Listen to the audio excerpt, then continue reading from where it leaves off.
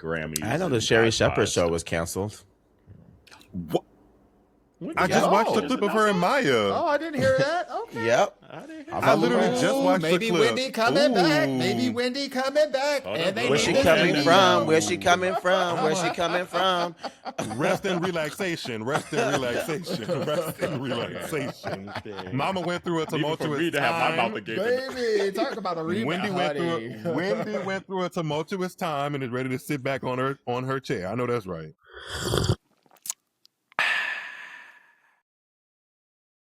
Hey community, it's Myles David from Tuned Into Tennis. Happy Black History Month. I'm back. What are we brewing today? Aussie Open 2026 with Myles David. The year of Bad Bunny. And Sherri Shepherd, what happened, girl? So get your cups ready for Minority Report.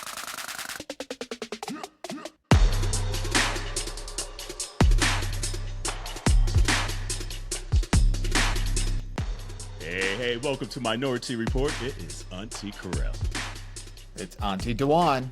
And it's Auntie Jarrell. Happy Black History Month, y'all. What's good? What's good? What's good? Hey. I know that's right. Hey, I'm feeling good. I'm feeling so good. This is look. I mean, today we're only 2 days in. We're only 2 days into the month. But let me tell you, it's been a real good two days. So I've been very black. You know, the only thing that I'm missing this month, and I know that I'm going to miss because I'm going to be gone, is I'm not going to have any soul food all month. Yeah. But I mean, here's the kudos thing though. You can have a year round though. Like shit. It ain't just gotta be in February, right? But it just look, black eyed peas, collard greens, cornbread, like. Oh, and I'm fasting right now, so all I keep thinking about is what is my meal going to be like when I get back home? You name it. That's what you're thinking of. I know that's right. But community, you already see on the screen if you're watching on YouTube. But if you're not, maybe you heard the opening and that little baritone, that little bass in the voice. We got Myles David back from Tuned Into Tennis because we gotta talk tennis. It's only right with the Australian Open wrapping up that we bring him back to do that. We gotta bring our rackets up and tune back into tennis. Yeah, it's that time. Absolutely. First off, I lost my mind when Nick got on your Instagram live a few weeks ago. Ooh, yeah. I said that did happen. Yeah, I was like, what? It did. He said it did.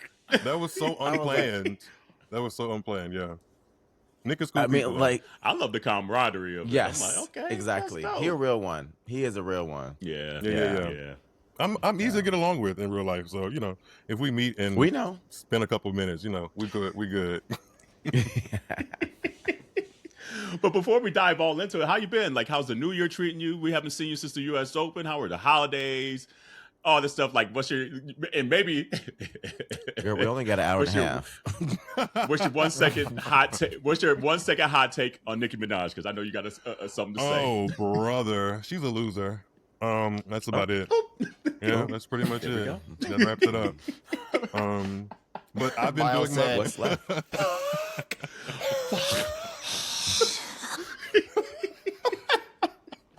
We'll get into that. The whole stank on it. But unlike her, I've been thriving and drinking my water, minding my business.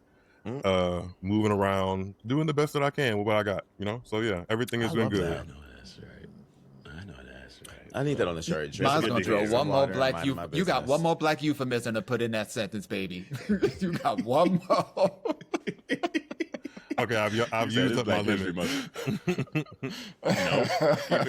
keep it going. There ain't no limits during this month. They can't tell us shit. That part. Do what the fuck we want to do. I know that's right. Well, we're glad to have you back, boo. We're glad to have you back. And, Australian Open, it's just like, man, you get out the holidays and this is like, bam, right there. Let's get into it. And my sleep pattern is not back to normal because these little 3 a.m. Matches fucking with my sleep pattern. And I'm a little upset every year. I forget every year. Then I get here. I'm like, damn, here we go. Sometimes it's worth a 2-week investment. Sometimes it's like, oh. But, You either like See, I wake love up it. early I or love- try to stay late. You know. Yeah. And I like it on the weekends because instead of going out to the club, I could be up until like 3:00, drinking at home, watching my tennis. Oh yeah, that's having the a good benefit of time. West Like Coast for honestly, you. it's because it's. I mean, it comes on like 11 p.m., 10 p.m. here. Mhm. So so I can catch them and instead of going to the club with the young people ain't nothing outside for me. So let me just go ahead and watch this And on outside on for this me. TV. Come on, B. It's all inside, baby, with some popcorn or some snacks or stuff. Yeah, tennis is it. I'm going next year. I've told myself that I'm going to Australian Open next year. It's going to happen. I will be there. Do you know Tall Ryan from San Diego, like West Coast Ryan, LA Ryan? He was out there. Oh, with was his he really? partner and his family and the kids, all of it. Yeah. I was like, damn, I'm just. They've been out in Australia for like the last month. I'm like, Yeah. I actually just met him at the gay ball. He's a little cute. I was like, okay. okay. It's okay, Ryan. Yep, there you go. Shout out to Ryan. What's up, boo? But community again. If you don't know who Myles David is, Myles quickly informed them like where they could find you and things like that, and where we know you from. Well, you probably have seen me, hopefully, on the internet streets talking tennis. I stick out like a sore thumb, and I give my 2 cents on tennis across the internet at Tuned Into Tennis. Tennis just happens to be the sport that I am as passionate about as some people are about basketball and football and baseball and hockey, even these days with a little heated rivalry. Tennis is my niche, and I'll just be getting my commentary on it. I also write for a column. I'm a contributing writer at Serve on SI, Sports Illustrated. So, I write my opinions down. I come on video and tell them and try to aggregate and make conversation around tennis. So, yeah, that's me. I know that's right. And I don't know who kitty cat in the background. That's Bali. That's Bali. It's Sheba. What else, she's Sheba? Look, we met a little cat and made the mistake of feeding her, and now she comes by every day. From Sheba 3 in don't the know you're on a morning. fast. Baby, she don't know I'm on a podcast. How about that? I know that's right. But all right, this is just going to be a mega Aunties Do You Give a Damn Australian Open style. Let's So we're talk going about to start right here. Aunties, do you give a damn about Venus's return to the 2026 Australian Open? Oh, damn. Myles, what was that face? I'm just open to opinions. I mean, well, I'm okay. If memory serves me correctly, because it was 2.5 weeks ago. Yeah. I mean, she was up in the third set. For love, I believe. Yeah, she was up in the third set. So, like, the truth is, I mean, she still has it in her to get out the first round. And that's after coming off her wedding. So, she ain't played enough tennis at all. I mean, I feel like she actually got in pretty good shape because she wanted to look good in her little wedding pieces. I mean, the body was, What yes. But I mean, but being in shape and being tennis ready, though, we all know those are two different things, though. It is, but Especially I feel at the like age of like 46, 7, whatever she is. I don't now. know. I think she's like pushing 45 or maybe on the other side of it. I'm not sure. I don't want to like Okay, say maybe her age 45, incorrectly, but Same. she looks great. Yeah, I'll look that She looks up. awesome. Venus. Mm-hmm. She's been killing it. I'm glad to see her back. I think she can get out of the first round of a major this year. Yep. Yeah. Mm. It's going to be at Wimbledon. I don't really have that serve expectations going. on it anymore. Yeah. I just like I the mean, fact that she is healthy and doing what she likes to do, and is iconic. Kind of. Yes. That part. She's Yeah. iconic before she walks onto the court and after she leaves. Yeah. Like you're watching Venus Williams, and if you know tennis, you absolutely know that name. So it just Yeah. she just takes you along for the ride in her own little way. Yeah. I also feel like agree. it's just such a motivator for young athletes to see someone who's had seen their prime in their career, but also is carrying forward and still being able to hold true to, the craft, the love of the sport, the energy, and just being able to get there at this age and stage of their life. It's just really motivating and exciting to see someone like that doing that. So regardless of how well or bad she performs, the fact that she's out there, and it gives not only the people that are playing, but it gives spectators something to look forward to. I bet you those ticket sales went up though for that match. I mean, It did. And she's still gonna draw a crowd, so She they put happy butts she in there. That part. Period. And she is 45 years old. She'll be 46 in June, so we don't want to overstate the age there. There we go. Come on, research. Come on, Venus. Hey, quickly, Alexa, thank you. Aunties, do we give a damn about Serena's pending return after her Today Show appearance? She needs to stop. She needs to stop playing. And I'm not talking about she needs to stop playing tennis. She needs to either say what she mean and mean what she say. Okay, all this other in the window bullshit. No, quit. Because I didn't already cried my tears over you, girl. Okay, I didn't cry my real tears over you, and now you out here saying there's a maybe that you don't know. No, I'm gonna need you to figure out, and then get on camera when you do know something. I just had a thought, y'all. Because yes, I agree with you, Jarrell. Like, I am not ready to go through the drama and trauma of watching Serena Williams matches. Like, I'm not all the way ready to do that in singles. Mm-hmm. And follow me here. If you've noticed, there's been a little bit of a recent uptick in Venus playing doubles more often. Yep. Like last year's US Open, this Australian Open, the tournament before the Australian Open, a smaller event. I feel like that's not for nothing. Maybe she thinks something is coming and is getting herself ready for a Serena and Venus. I'm not gonna say comeback. LA 28 reappearance in doubles. Yeah. Wait, LA 28 would be crazy. That would be. I think a page that's out what of the it's gearing up to Beyonce. They're taking a page out of the Beyonce rollout, dropping little hints here and there. They are friends. Could you imagine? Carry on. Right. Could you imagine? Please Because you know Serena's about to have a Super Bowl commercial, so maybe the That's why she was commercial there, with yeah. Roe is also an announcement. And that's why she's really playing coy, because she just has a whole rollout plan for that. That's what I'm thinking. I could see the doubles. I would love the doubles. I can see it. See. I would love to see that. I would love to see it. I don't even know why it didn't dawn on me Yeah, that it could be like a whole rollout and she say something in the commercial that makes us go, oh, Serena's coming back to the tour. Oh my God, I might gag. Baby. I might Yeah. gag. Oh, break the whole tennis world. The whole tennis world would be fucking goop gang. You know what? I need to all look at the these. above. I need to look at these Indian well tickets ASAP. Yeah. ASAP. ASAP. Yeah. ASAP. Yep. And Indian I'm actually Wells, going to be in Miami, all Palm the Springs above. during it too, so I really need to. Yep, I'm on it. You need to go regardless.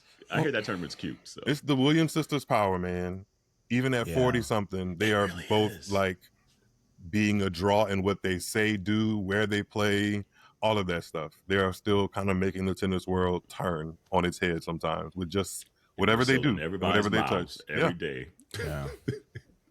But I agree with Jarrell. Like, I was at the U.S. Open that last match, and the energy that night was like insanity. So I can't go through all this shit again.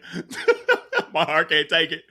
Oh, but And honestly, I mean, this is the first. first time in a long time that I've been able to watch tennis without like being so invested. Because whenever Serena's on, I'm just like, I'm pressed.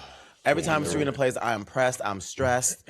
And since she's retired, I could just watch and like someone lose. I'm like, oh, okay, I don't care. Like I don't have anyone that I'm like It's like, let me go to the grocery that store. rooting. I'm like Coco got me there a little bit. Naomi is probably the only one that I'm always rooting for Naomi. Like I want her to win everything.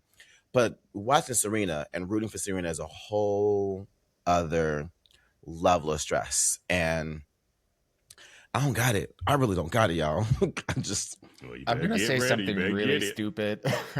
I'm gonna say something really stupid. But I would just love it, and I know it's not gonna happen, but I would just love it if A, they came back as doubles. B, for their first opening match, they show up dressed in all white with their old school hairstyles with the white beads. Oh, you want the beads? That I want them to relive the old look and the old beads for their comeback. I think that would be just absolutely iconic. I know it's not going to happen, but I'm just putting that out there in the universe. Do they still Never sell say the beads? never. I ain't seen the beads since like 1997 in those stores. It would low key, it would be cute. Low key, it would be cute. I think the last You know, they time I got saw edge control Serena and wear everything. braids- So didn't Serena wear braids for the wedding, the royal wedding? Didn't she have braids in?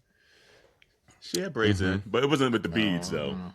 Well, they'll she work did have something out. braids, but There's yeah. something going on. With the little They love fast tennis one. too much.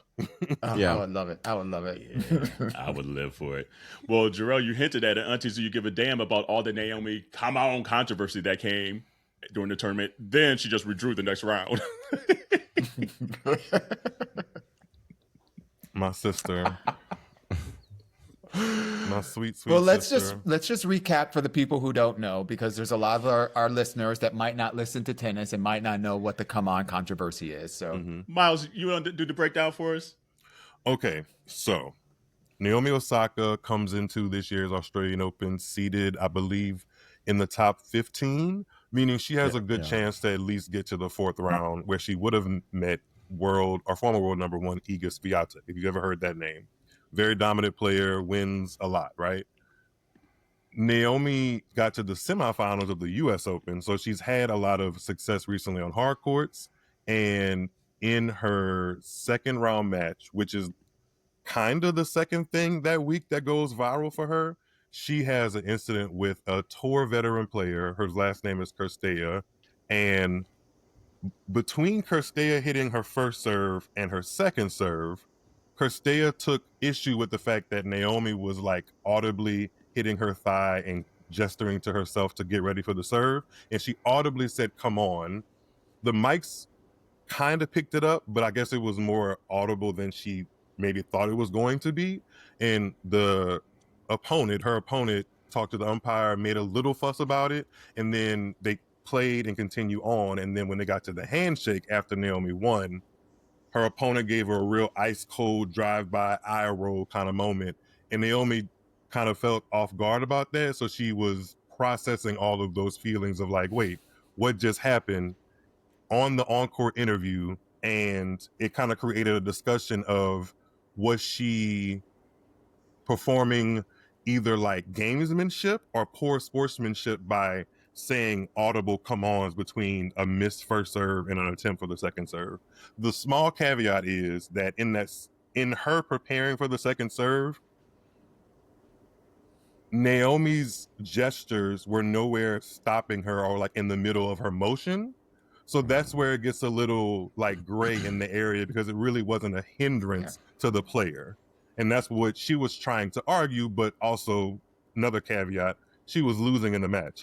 Naomi was winning. So in tennis, especially if you've been on tour for a while, you can figure out where you want to interject an argument with the official to kind of maybe sway momentum. And I feel like that's more likely what she was doing, instead of Naomi trying to throw her off intentionally. That's what I got from it, as watching both of them for a long time. That's not the first time Naomi's done that particular thing. Maybe she was a little bit louder than she thought she was, but if you've watched tennis, you've heard her like tap her thigh and yell "come on" in between first and second serves, you know?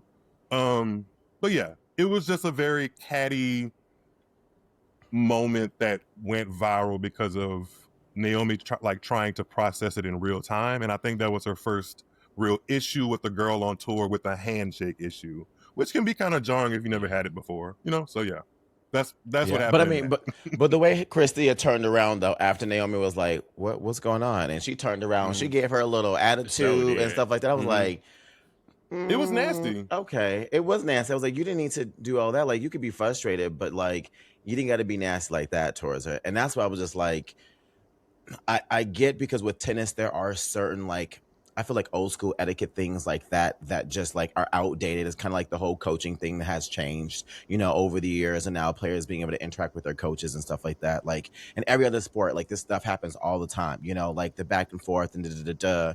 And so it's one of those things where like, I feel like, I don't say the old heads, but you know, the old heads really are like, Naomi shouldn't have been doing this. And everyone else is just like, girl, she went in as a sport, like, calm the fuck down, you know? So like, it ain't that serious. I'm just mad that I'm just mad that on top of that, she withdrew. But yeah, to be fair though, she looked a little off. I mean, she was already doing 3-setters right at the gate. So she ain't gonna last that long. I think that's also the thing that got lost in the match, was that in that little kerfuffle they had, before that, Naomi actually called for the trainer for the issue that ultimately made her withdraw, which is a reoccurring ab injury. She didn't say it necessarily black and white. She said basically, if you've looked at my medical history, in her words, and you probably know what it is. And she's withdrawn from a couple tournaments with abdominal issues, which affect her serve and all kind of things on a tennis court. So that got lost in that, which we really should have been kind of like hoping one of the best tennis players of the past 10 years gets better, instead of like ripping her apart for her trying to self-motivate and be positive, and then also for her choice of fashion. It was just a lot of tearing her down for very minuscule, not very broad or major out there actions. You know, I don't know what the reason is for that with Naomi, because it kind of keeps happening. I don't get it either. She doesn't do loud gestures, but they kind of resonate very largely, you know? Yeah. And she's a very soft-spoken person. Like, that's the weird thing to me. Like, she's maybe a little more shy by nature. She's a meek person, yeah. And so for players to think that she's trying to utilize those, she don't need to utilize those type of tactics. Like, her game is strong enough to beat your ass nonetheless. So that's the piece. So it's just old girl was mad because she's retiring this year. So it's her last Australian Open. And she wanted to win. She didn't win. So girl, get over yourself. You'll be all right. Because guess what? Someone else is going to say, come on now. And then I guarantee you someone's going to probably yell it in the crowd now because they know it gets underneath the skin. So now you just really fucked up the rest of your last year. How about that? Yeah. We'll see you in a Starbucks when you make my coffee. Oh, damn. Okay. Next. Real. Auntie. That'll do it. Do you give that will do it. You ain't got to worry about me. Aunties, do you give a damn about the new black commentating crew that ESPN has now? And it was Malika Andrews, Chris Eubanks. James Blake has been around. Obviously, he was a professional tennis player and retired, and now he's been commentating for the last, it's probably been a decade at this point.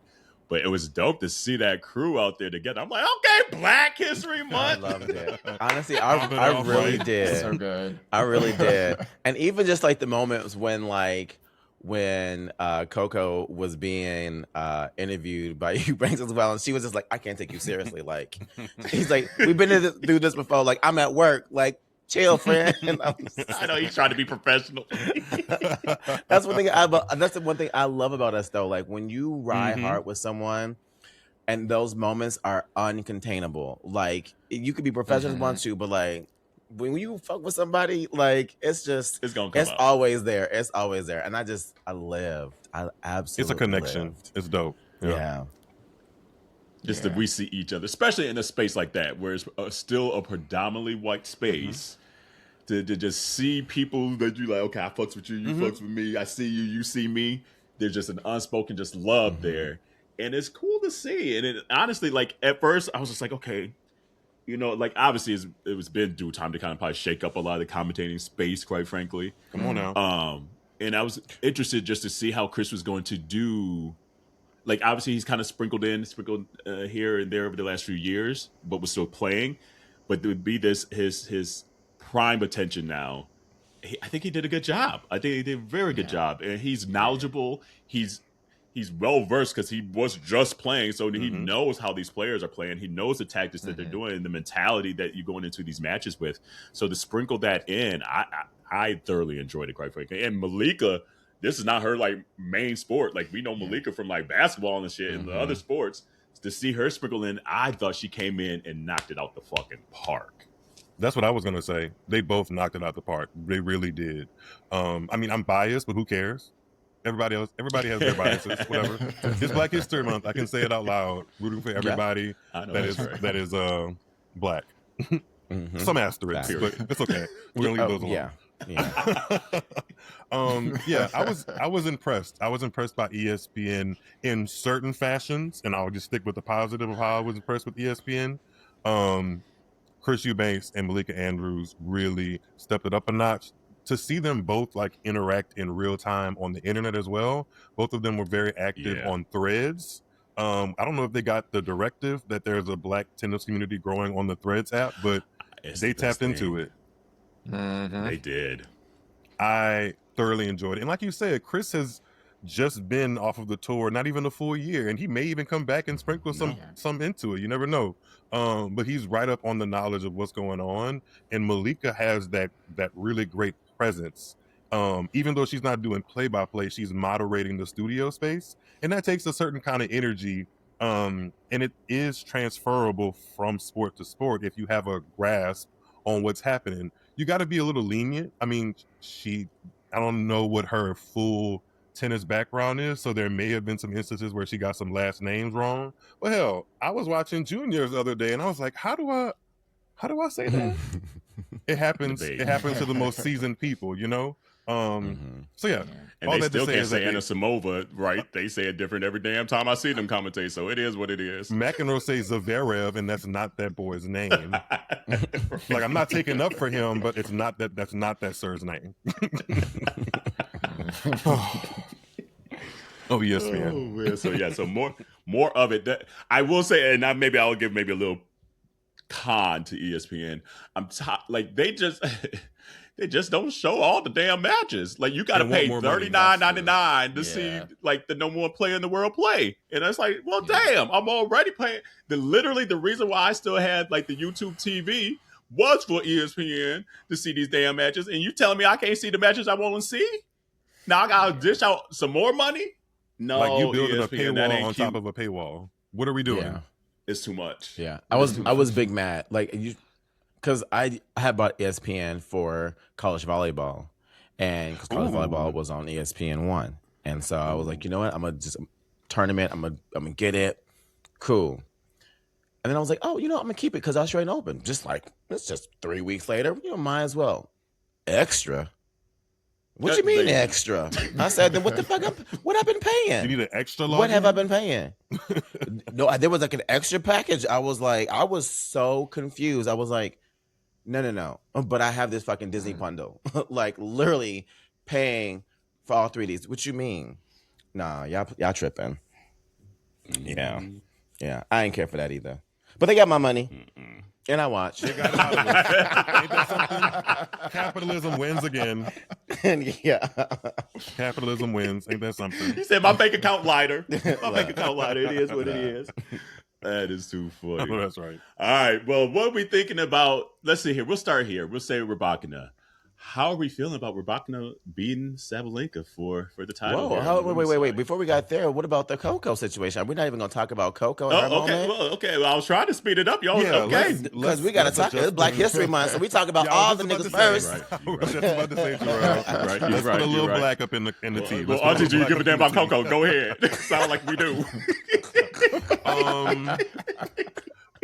Do y'all want like my tennis head opinions, or do you want my regular smegular opinions? Well, no, we want the tennis head with the regular black opinion. I want the black opinion. Right, give your black opinion. My black opinion. Okay, if I was in Coco Gauff's like immediate team doing something and had access to talk to her all the time, I would make sure that one, she keeps doing what she's doing, because Mama hasn't really left the top 10 in a long time. Regardless of what they say, she's still a top 10 player for like the last 3 years, right? So it's not that you are not a darn good tennis player. It's just that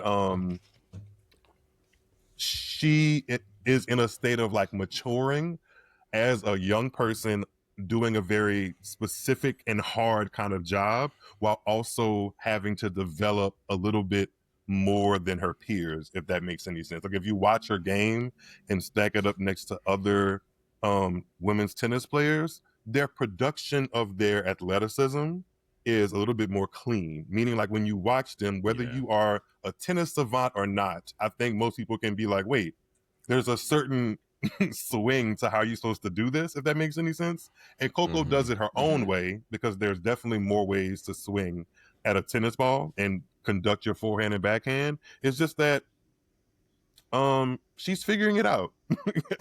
And to say she's figuring it out in real time with the world watching, she's still a 2-time Grand Slam champion, has one of the best competitive spirits most of the time on the court.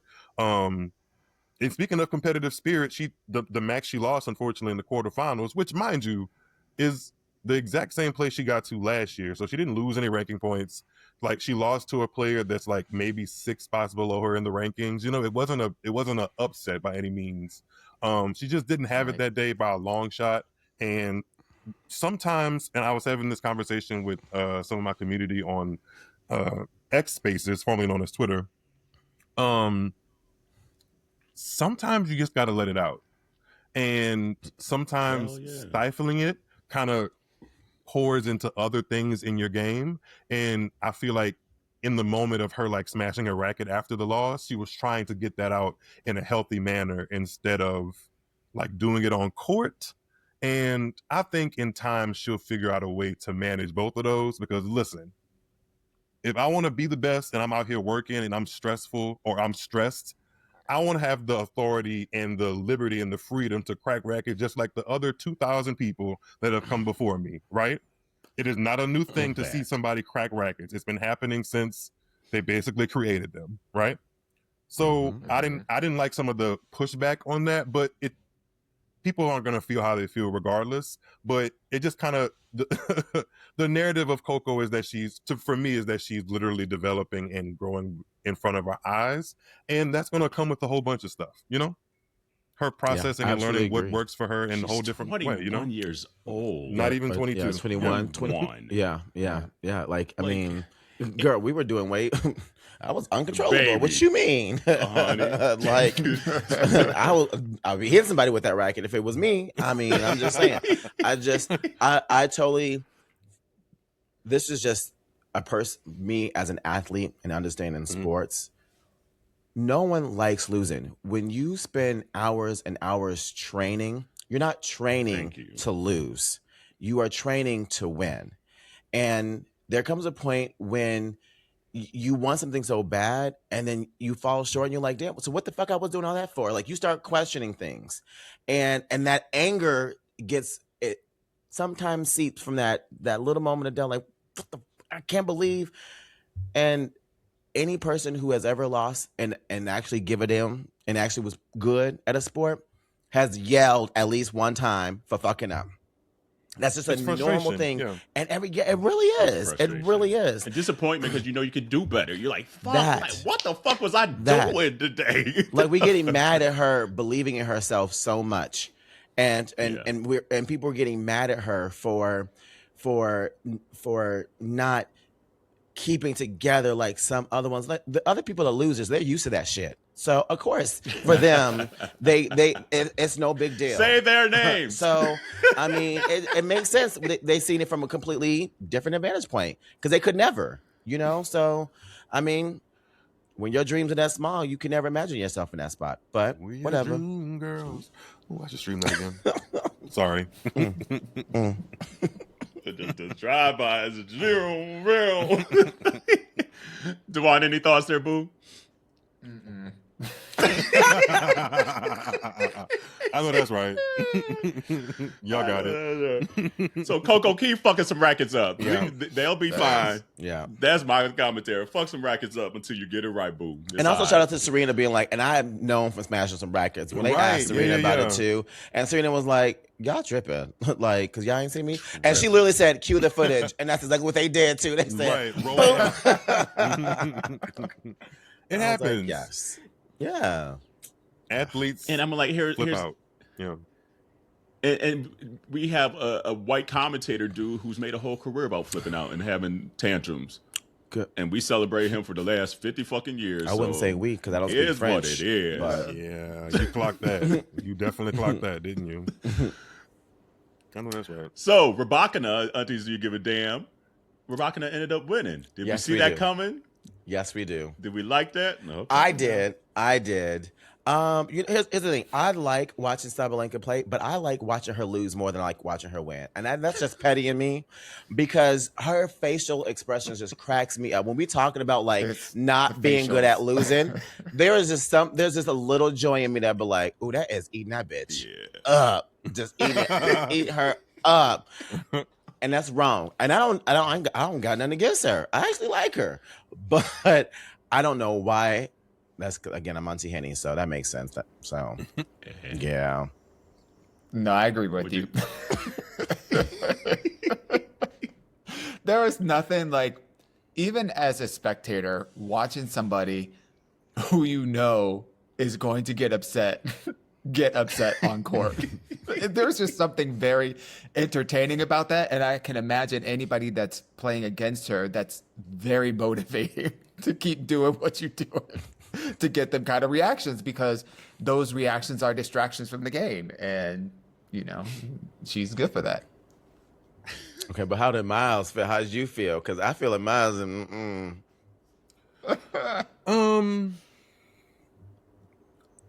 It's fine. It's fine. beautiful gowns. Beautiful gowns. Yeah, clearly. It's a genuine. It's not even a shady. Beautiful rackets. It's not even a shady. It's fine. It's a very genuine. This is okay. Like I can. What we talking about earlier? And I said if she likes it, I love it. Yeah, very much so in this There you situation. go. Yeah. She won. That's awesome. She provides great tennis. She actually, if there's one thing that I'm gonna give her a very firm 10s across the board for, in that tournament, her serve was bitch. big. Yeah. And on it. Yeah. So if you are a person that likes to see big serves and just happens to be from a woman, like the production of it and the sound off of her racket, 10s. Yeah. Even And the when kick she on her puts it, second serve. especially- The kick on her second serve, Especially too. coming from like a few years ago when she was like the serving yips that she famously had were probably some of the worst of all time. So to see how far she's come and how good that serve is, now you're Rybakina like, oh, or shit, like, you put Sabalenka? some- Did I lose us? Oh, are you talking about Rybakina's serve? Yeah, we're talking about okay. Rybakina's serve. Yeah. Oh, we Sabalenka don't have a bad Rybakina's service. Sabalenka Yeah, doesn't have a bad serve. I thought you were talking about Sabalenka's to give her a test. Yeah, Rybakina's serve. Oh God, it's disgusting. Like Nasty. Like I In a just good love how way. stoic she is. Like she's just like, she's not too high, she's not too low. You don't know if she's up by like 2 sets. You don't know nothing. Like every once in a while you might get like a little.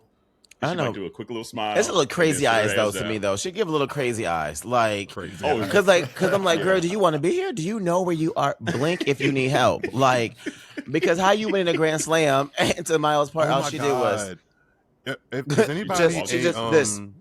Is anybody an X-Men film fan? Because I just had an Absolutely. analogy pop into my head. Yep. Remember in X2, the I think they call her Lady Deathstrike, and she Yes. was like controlled with that little drip at the back of her neck. I'm Yes. done. Sometimes Rybakina operates that way. Like it is a killer machine, but sometimes she need a little rewiring or like a couple Just straight face I cannot look, see it now. just- I mean, Yeah. where's the lie? Is that- Where is the lie? She's deadly when she's playing well. Just sometimes she gets, Yeah. but there's nothing. You know how that like Lady Deathstrike in that movie didn't really have a personality outside of just following orders. That's kind of how she is too. Like she's like, go girl, give us nothing, but go girl, give us everything at the same time. I don't As know. you say. You know who she's maybe not like personality wise or anything like that, but she's kind of almost like Petra Kvitova. Like you never want to play her because you know if her game is on, like she gonna fuck you up. But then like if it's off, you're just like, okay, I ain't got shit to worry about, kind of thing. But Petra, Like, she was still animated though. She would give but that's you a what I'm saying. come Like on. not like personality at all, but game wise. yeah. Like Yeah. you like if you saw her in your side of the draw, you'd be like, damn, if she on, I gotta be on today. Yeah, that was one That's person I what hated. Rybakina I hated is watching to me. Serena play her. Like, God damn it. Both of them. Yeah. It was always Kerber for me. Oh. Kerber and Anna. Those are two bitches that to this day. That's why I don't like Eagle. I don't like 'cause lefties. they- I Eagle don't like give me that same every time I energy. notice a lefty, it's because I'm like, damn, it was always a lefty that would always give Serena some trouble. I'm because You know who it partial. wasn't? too. Maria. Yeah. I'm partial to lefties because I am left-handed myself. But yeah, they gave the Williams sisters some trouble. Both a lot of lefties actually. Yeah. Literally. But congrats to Rybakina. You know, won it in 3 sets, 6-4, 4-6, 6-4. So we'll see how the rest of the year. I mean, she's gonna be a threat at Wimbledon, so we know that. So we'll see how the rest of We the year. get the French stacks up. Open And then first, girl. You Sabalenka. skipping. Hopscotch over And here. But if you're- Rybakina's not gonna be at the French. Rybakina Well, too slow to be at the French Open. She ain't she looking made it at to the French Open. quarterfinals one She ain't year. gonna be. She ain't gonna win it. I'm trying to make her happen in my mind.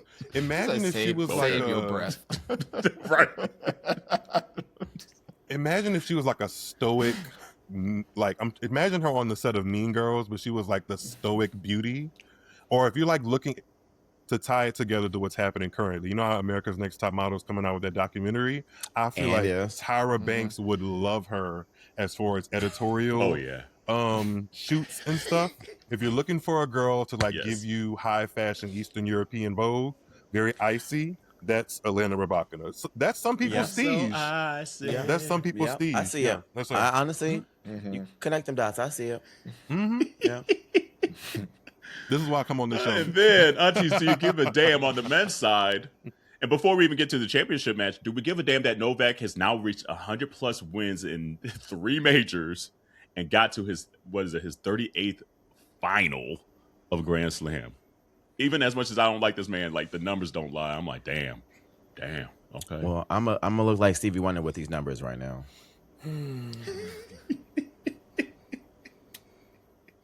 So we don't give a damn. I think it's fine. I don't really particularly give a damn about it. I just think that it's, again, when people see other people achieving success in whatever that is defined and breaking barriers, it gives them that much more motivation to do that. They can do that and more. So I'm excited to see what comes after this. You know, who's going to be the folks that are going to see this as a longevity that they want to beat, and they're that much more motivated to do that.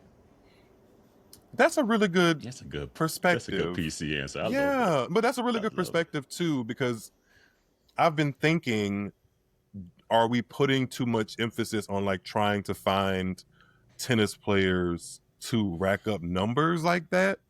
Or are we trying to find tennis players that just make tennis watching fun and of course are successful at the same time, you know?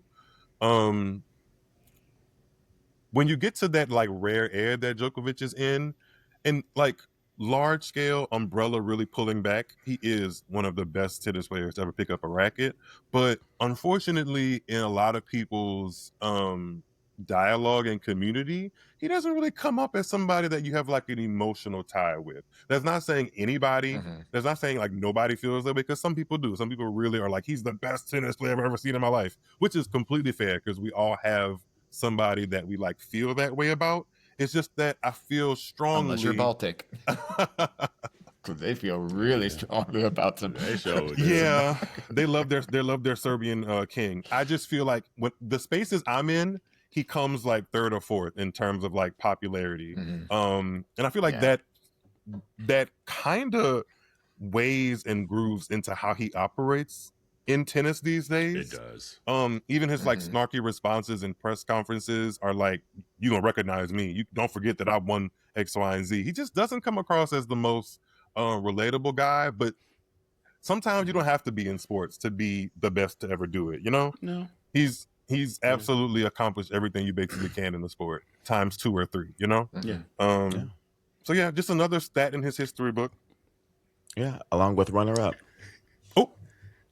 I think he completed his own kind of like not weird history, but I think that was he's now completed the runner-up slam at majors. He had never had a runner-up played at Australia. So now he finally has one. Yeah. Good for him. We can celebrate that. Well, let's also celebrate that we give a damn if that Carlito Alcaraz is. I mean, he was already in rarefied air. It's crazy what he's doing, but do we give a damn about this Australian Open win that completes the career Grand Slam at 22 fucking years old? Because when they showed the stats about how like the big 3 had like, I think Rafa had 4 by the time he was 22. And Novak and Roger only had 1. Like, it's crazy how much he has gotten at the age of 22 as far as Grand Slam titles, and now to complete the Grand Slam like title, like that's just crazy. Like, and I hope people realize like how crazy, because like before like even like the big 3, because like Carlos has 7 now. And so forever it was like McEnroe has 7, like Master Freelander has 8, like Agassi got 8, you know, like, and those we were like, damn, these were like icons, or not even were, are icons, legends of the sport. And then you get the big 3 that just kind of just fucking and fucked up our perspective of what the sport should be. And then we had Serena on the other side too. So like the last 20 years just fucked up our perspective of what is reality. Yeah. But then now we have this next generation, and at 22 has 7. Even if he doesn't win another fucking slam in his life, he's done already something. in rarefied air. Yeah. And I hope people just like don't take this for granted what we're seeing again in this generation, because this is insanity. Yeah. Insanity. If you look at like the timeline, it's been an insane 4 years for him. Excuse me. I feel like I first started laying eyes on Carlos Alcaraz for sure at the Miami Open in 2022. There were some moments before that, for sure, if you go and dig, that showed he was going to have a high level. But from basically March of 2022 to January of 2026, he's been winning at an insane clip. Like almost everything that he's played, he's won except a few things. He's even runner up at the Olympics with a silver medal. And to now add this into the resume, the repertoire, like the trophy case, it's all looking shiny and great for him, for real. And I think he's a great personality in addition to the sport. I don't know if y'all saw the pictures, but he was in some Jordan 11s, the Gammas, which happened to be like, I used to be a really big Jordan. I'm rocking my Jordan hat. Look at that. See, I was going to say, still come is. on, Carlos. Come on, Carlos. I used to work at a Foot Locker, funny enough. That's how I got into it. But the 11s happen to be my favorite aesthetic, low key, of the Jordans, and that Gamma is a color I wish I always had. And he rocked the hell out of them. I was like, "What is this boy from Spain? What this boy know about Gamma? What do you know about some Alaba Gammas? What is going on?" But he did it, and it got the attention of like the shoe kicks of the world, like the people that are really diehard, like collecting all of that stuff. He rocked it well and ended up with the title and wore some other Nike cool, dope developed shoes. He got swag and appeal and fun energy to his game and his personality. Yes. So I just wish he enjoys himself. Yeah, I just wish him health, and like the amount of success he wants just kind of comes to him in whatever the process is, you know? Because there's going to be ups and downs. There are in a career. I just hope that however it flows for him, he keeps leaving his mark on tennis, because it'll be fun to watch. I agree. And what Duan mentioned earlier about like Novak and inspiring, you know, like others and stuff like that, I feel like Carlos has been like this breath of fresh air on the men's side, because like the boy shows up and he balls out. He balls out. But then like you also get to see like this playful side outside when, you know, he's doing interviews and stuff like that. And you can tell him like, he's still a kid. Like, right. Like he's 22 years old. Like, and so it's just crazy to then you're like, damn, 22 years old and he's playing like that and he has that shit together, and then clocks out and is like, all right, what's good? You know? And I'm like, goes on vacation. I really enjoy it. Without some of them fine friends, because I saw some of the photos in the water. Listen, I was like, listen, baby, I'll be the daddy. That's another thing. That's another thing about Carlos that, like, I don't know if I feel uncomfortable talking about, but the tennis, the appropriate tennis media is not going to phrase this the way I'm going to phrase it. The camera loves him, and like the media don't mind flooding him out at all. Anytime he takes his shirt off, they're there with a high definition camera. Listen, if he likes it, I love it. If he likes it, I love it. They flooding him out. That is serious. Come on, Kim Petras. That may be the clip of the week. Baby. And we eating it up. Like, hey. No. Like, it was funny. Like, the comment, like, I think it was Chris Fowler was saying, he's like, even when he was down against Zverev, now you got me saying it like McEnroe. Like, hold on. the semifinal round, he said, like, the difference between Carlos and how great he is compared to like maybe like Novak and just even temperament is, he said he was down in that final set, like what was like 5-4 or something like that. And he was talking to them in the bunker, just like, hey, I'm trying out here, like still enjoying himself, like cracking jokes and stuff. And they were like, oh my God, like this dude is like losing right now, but like he's still cracking jokes. And then went down to shutdown mode and ended up winning the match. And it's just like, he's such a just a different aesthetic and temperament than that we've had the last 20, 25 years. And it's refreshing to see someone just enjoy what they're doing. It's just like, hey, it's a sport. It's a game at the end of the day. I'm making millions of dollars and being good at it. Literally. But let's have some fun in this shit, because life is too short to be out here just stressed and pressed all the damn time. And I think that's maybe what kind of like butted heads with him and maybe like Juan Carlos. Like that's why eventually maybe they were just like, we just have two different perspectives of what I want my career to look like and feel like. And I'm old enough now, and obviously it maybe had some family dynamics in it too that like played in it. But it was cool for him to see his win, and he kind of hinted at it in his speech. Just like, people were. He's like, I heard y'all, Miles. Y'all was talking shit, and guess what, bitch? I won. That's what he really wanted to quiet it up, baby. And it's crazy to really and to also do it, after getting a new coach, and then to get the Grand Slam title that you hadn't had yet too. It's like exactly. So who gonna check me, boo? Right.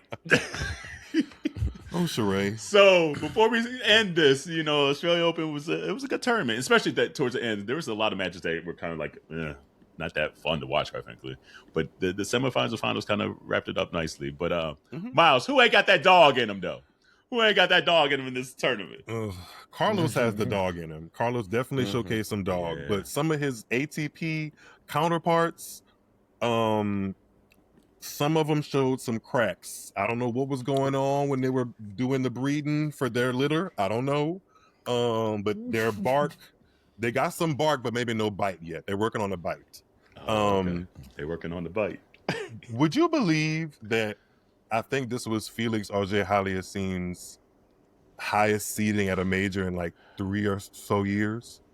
I would believe it. Yes. Because my nigga been struggling. His last couple of months, U.S. Open to now, has been very successful. He's been looking, for the most part, healthy, winning at a good clip. If you are like entering the Super Bowl, which is basically what the Australian is, one quarter of what the Super Bowl in tennis, right? And you started getting cramps, and I'm trying not to be hard on him, but I'm also just being honest, right? If you be hard on him, because I was thinking the same damn thing. Because I've met him, and he seemed to have like a very wonderful spirit. It wasn't a long, it was a brother to brother, dap up, I see you, I respect you, kind of move along conversation, but also and still, I feel like the way he tends to maneuver in the sport is a little questionable sometimes, as if like he really wants to push it and really get as much as he can out of what seems to be a lot in the toolbox. He's super athletic and everybody sees it. Like, they see a lot that can come from his game, but to be at a point where he was in the first round and experience cramps, and then we also see how Carlos Alcaraz experienced cramps and what he did to push his body to get the best result in that match. Like, I mean, he said he probably never even thought about retiring. Felix looked like he gave it a thought and just went with it. He was just like, oh, I'm not doing the whole pickle juice and like straining thing. I'm just not doing that. And that's a little concerning to me, because I feel like that's sometimes where dogs are born.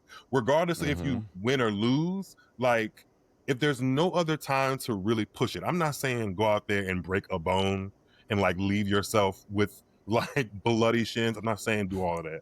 I'm just saying we've seen people come back from cramps in tennis before, and in all sports. It sucks, but in modern technology, there's things you can do to kind of work your way through it if you give it time. And I don't think he gave himself enough time to really build on momentum in this tournament. So yes, his ranking is still pretty good, but it just kind of opened up a layer to his game that makes me question more what's going on, because we already look at him as like a indoor specialist, which is great, but the biggest tournaments don't be indoors.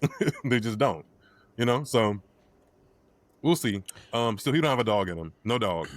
Who else don't have a dog in him? Who am I picking out of the litter? Musetti. Yes. Yeah. Really beautiful gowns. I feel like that word is kind of made, and that phrase is made for him, because when you watch him play tennis, you almost kind of are thrown back to a different era. Like, he just does it in a very stylistic way, and I really appreciate that. And it can be effective, mostly on clay courts, but it can be effective on a multitude of surfaces, right? It's just that when he gets in position, sometimes it feels like his body betrays him, or he's like a little fragile. And I'm not sure how much of that is linked to like physicality. He needs to eat something. Get him some protein. Protein seems popular these days. You need that soul food we was talking about. Maybe something. Right. Something. Baby, you need to black-eyed peas. He needs some milk. Some calcium on the bones. Yeah, he just doesn't. There's been a couple of situations in his career, especially over Novak, which he ultimately retired in his quarterfinal match, leading in that match, and got a strain, it seems, or some kind of like high thigh injury, and he pulled the plug on it maybe 10 minutes after kind of pulling up a little weird on his leg. So that could have been one of the biggest wins of his career, and probably would have been, but I really do wonder how much of his physical issues, because that's the second big tournament that he's retired from. If you go back to the French Open last year, he retired in the semis there. Yep. And now he's retiring in the semis in Australia. You know, one time lightning strikes, twice is like, what's going on? So I just wish he could figure that out. Yeah, I wish he could figure that out.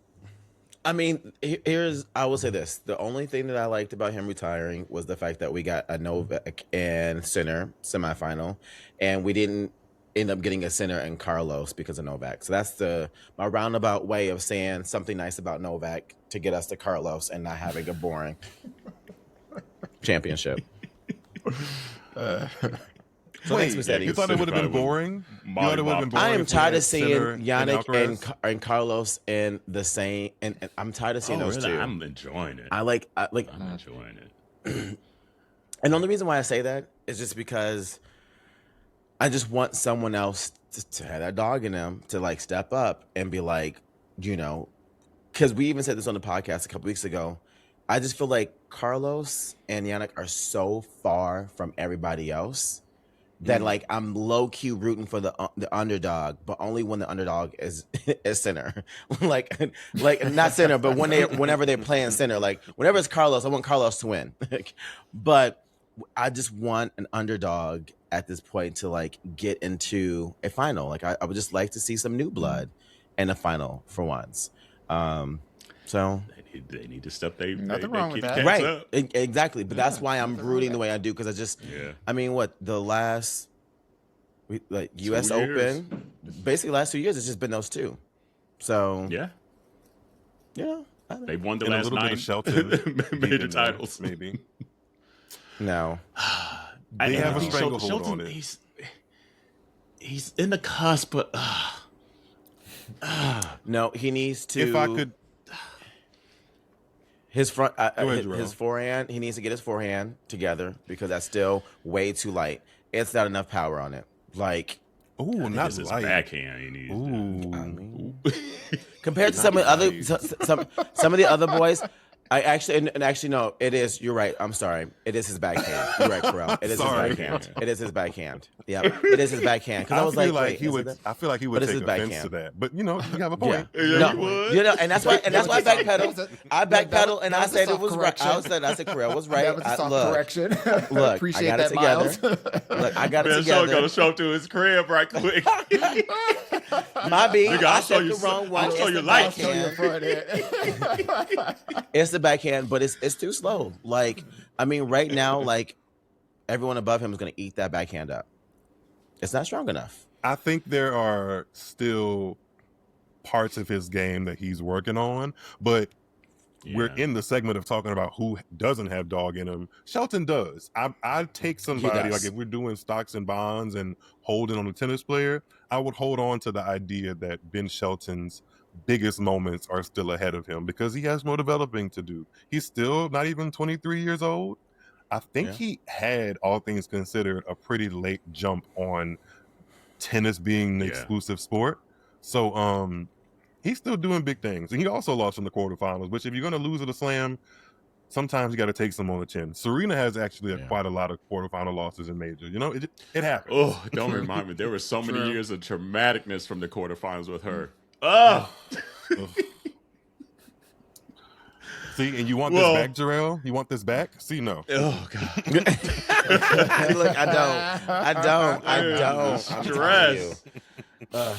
Yeah. I'm still one All of those them people who Capriati be on years and YouTube. Enna years. Oh. I'm still on YouTube watching like old 3 of them matches still. Like, Mm-hmm. I They just pop up on my YouTube recommendations all the time. I Serena watch them Williams all the fans. time. Rabbit hole. Yep. Yep. I always watch them. Yep. Every time. Oh, when she was down, in the first set, and she had to come back, and I watch them all. Yeah. I love that. It always comes that that Australian Open where she got the big green and blue hoops. It comes up probably once a month in my recommendations, like some different variation of it, and I sit there and watch it every time. It's so black. It's so black. I love it. It's so black. It's I so love black. it. I love it. When she was walking down the Oh, hallway well, Myles. with her purse, black. That, very that. Oh, I love it. I love it. Well, Myles, quickly, 2026 predictions. French Open, go. Oh no, I'm on the hot spot. In the hot seat. French Open Who's gonna win it? predictions. Women's Iga Swiatek. Men's Okay, Carlos and- Alcaraz. I'll call it safe, but I would love to see some variation. Wimbledon. Yannick Sinner. I think he gets it on grass. And then on the women's side, Lord have mercy. That game is wide open. I'm gonna go Sabalenka. She's been knocking on the door. US Open, Okay. men's, for the hell of it, let's go Shelton. US Open, Shelton. Okay. Okay. Women's, let's go.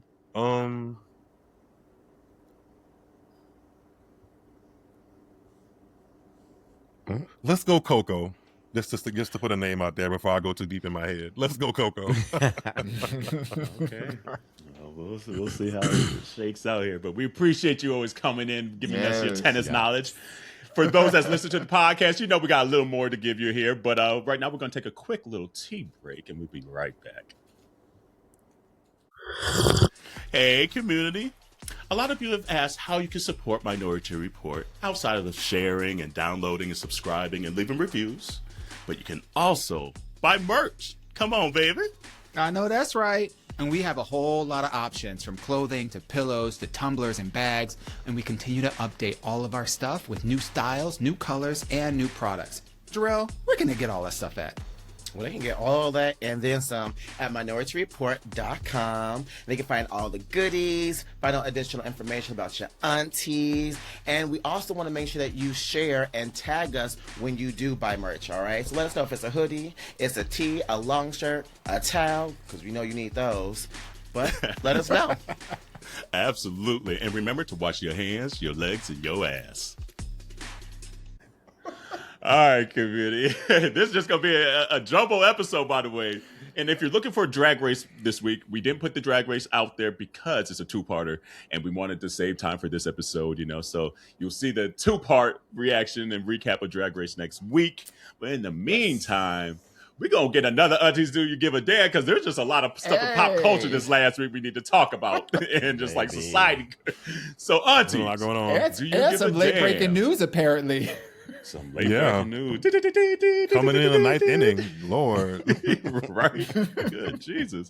Aunties, do you give a damn about Billy Porter's Mariah Carey tribute and his Nicki Minaj fuck her? Wait, can we separate the two? We'll start first with the Mariah Carey. Well, no, because They you were got on two 45 different minutes, so spectrums. you Right. got 45 You the one minutes, that's so on we the need to time group the crunch. two together, okay? Right. We're going to group them together so we can get through some of this list. Well, I'm gonna say Make it yes work. and no.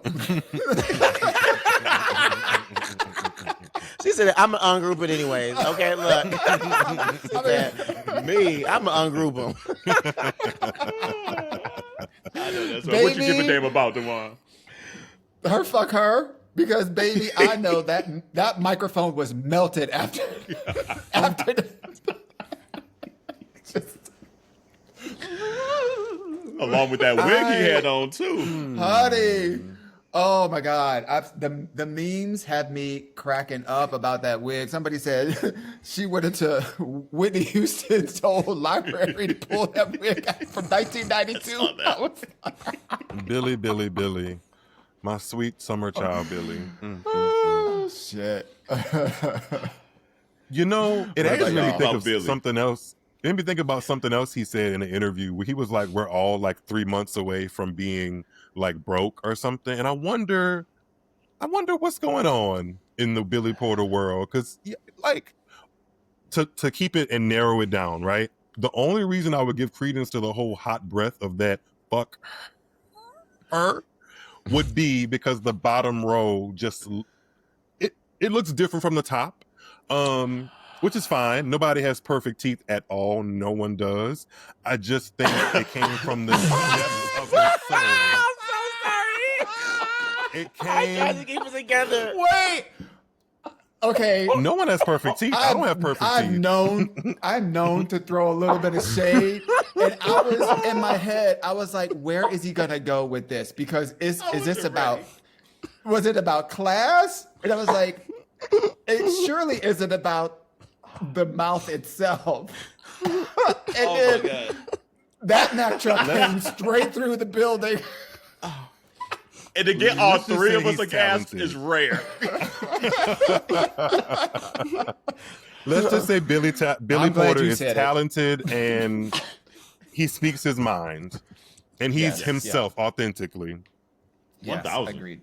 Girl, I need your towel, And girl. low key, not low Let me key. grab my shorts over here, girl. Honest, Because And damn. to be honest, I'm glad that it took someone to just say it, because I Yes. think Yeah, for yeah, so yeah. long there have been so many celebrities who've been very politically correct with one another, that just haven't been saying what they mean. And to have basically that meme it sums up every goddamn thing that all of us have been feeling.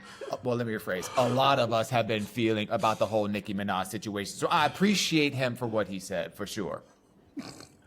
I'm still It was how still he said talking it. about So over here.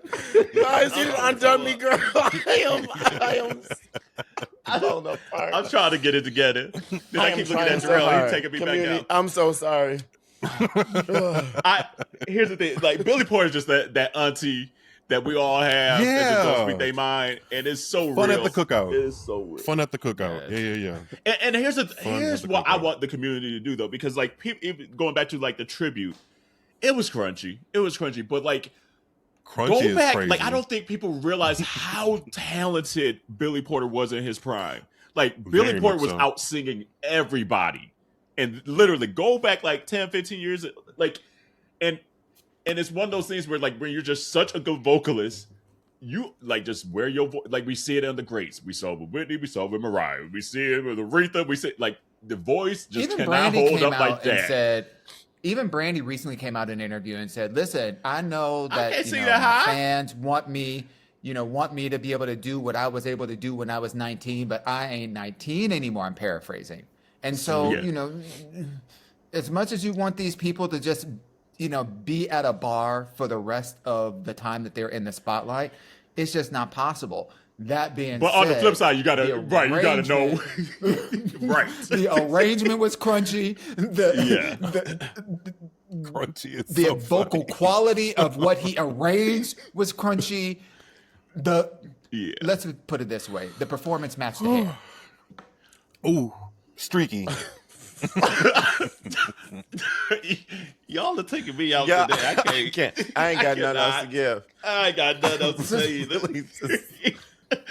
I don't. It is Black History Month, but don't mean we got to be fair to everybody. I mean, I appreciate the fact that he is black and talented and stands in it in all Yes. shades and Absolutely. ways. Yeah. Mhm. Yes. Like somebody else, I Agreed. think we might mention. Auntie, so you Wink, give a wink. damn about the Brandy tributes then? Were they better than the Mariah? Because Mariah was. They were Oh, well, much hey, let me better say than this about Mariah and Brandy too. It makes you realize how fucking good Mariah and Brandy are, because people cannot. Well, Mariah can't even sing her own songs either. It's so hard. People can't sing them. Like people can't sing them. Even like we have people where you're like, oh, they can sing. but it ain't that. It ain't And so it that. just shows the level. There's levels to this shit. So do you give a damn about the Brandy tribute? And did they do it a little more justice than maybe the Mariah tribute? I mean, I think it was better than the Mariah tribute. I think Coco Jones was the one who struggled. I mean, but I mean that's but the one I was I thinking in mean, my but head. again, but I was her wondering voice, but her voice is not. It doesn't work for that. It doesn't Yeah, work not with the there. Brandy It's not in songs. that- It's just yeah. it's not in that range. Like now, get Coco at the Mary J. Blige, like tribute. Okay, she'll be good over there. She'll probably be all right with Monica as well too. But Brandy, it's a no for Coco's. It's a different. Yeah, it's a.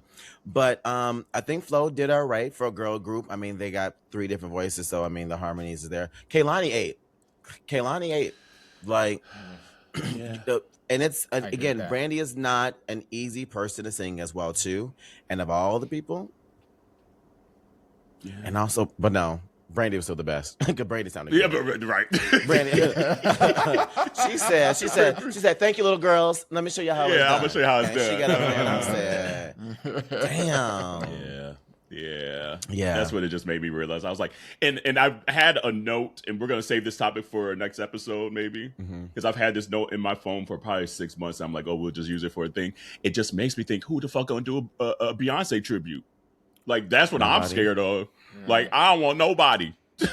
Like y'all fucking up Brandy You and know Mariah. what? I don't want nobody. There's to only Beyonce. one person. There's only one person, and we gonna be Nope. Chloe We'll Haley. be okay. Nope. Chloe It'll Haley. be Blue. It'll be Blue. Blue will be the only person.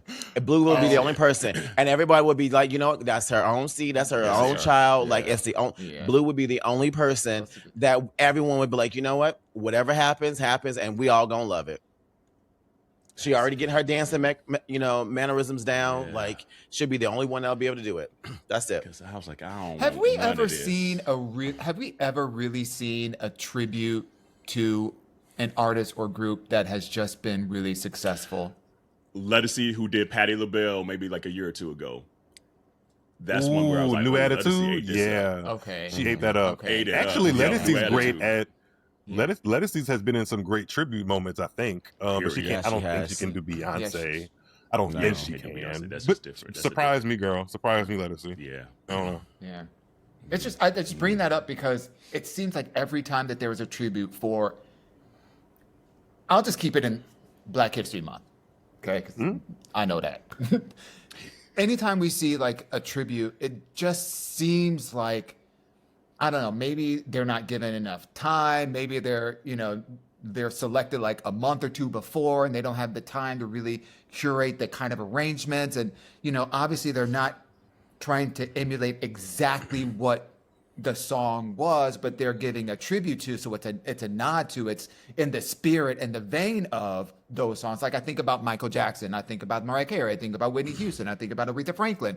All these tributes, you think about, I know the the answer. Five Tops. The answer is because the people that's worth getting a tribute to are the greats.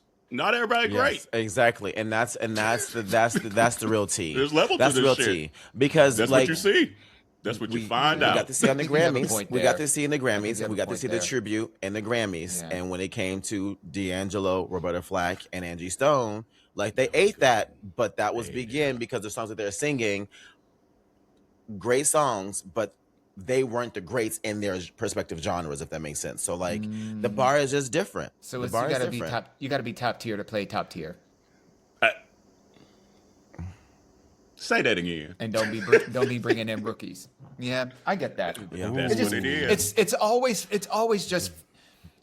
I Like a vet, not a rookie. I appreciate the love, and I appreciate the intention, but every time I see a tribute, it always is underwhelming. Always, like en masse. It's always underwhelming. So I appreciate when you look at Mariah's face and she's just like,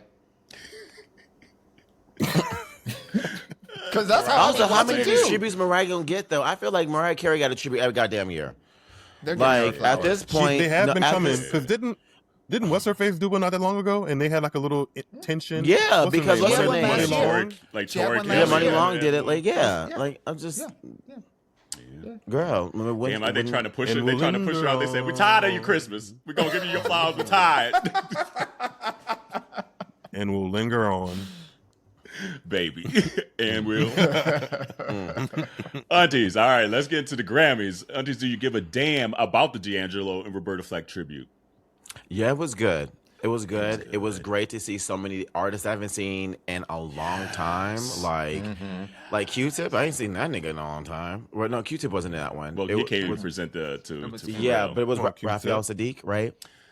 Raphael was in Sadiq it. is if you look at every credit, it's still Raphael Sadiq. He is on it. Still fucking Raphael Sadiq everywhere. Yeah. Like people don't realize he wrote How He's on Does It Feel Descendants, right? with D'Angelo. Oh, did he really? Yes, Yeah. that's why he was up there. He was playing, Oh. and here's where all the useless like music knowledge curls as his brain comes out. He was playing D'Angelo's guitar as well, but that's why he was out there because him and D'Angelo wrote that song together. And but like I liked during that tribute too, they left the keyboard, which made me boo-hoo a little bit. I was like, damn, nobody's playing the keys because that's for D'Angelo. Because he should still be here.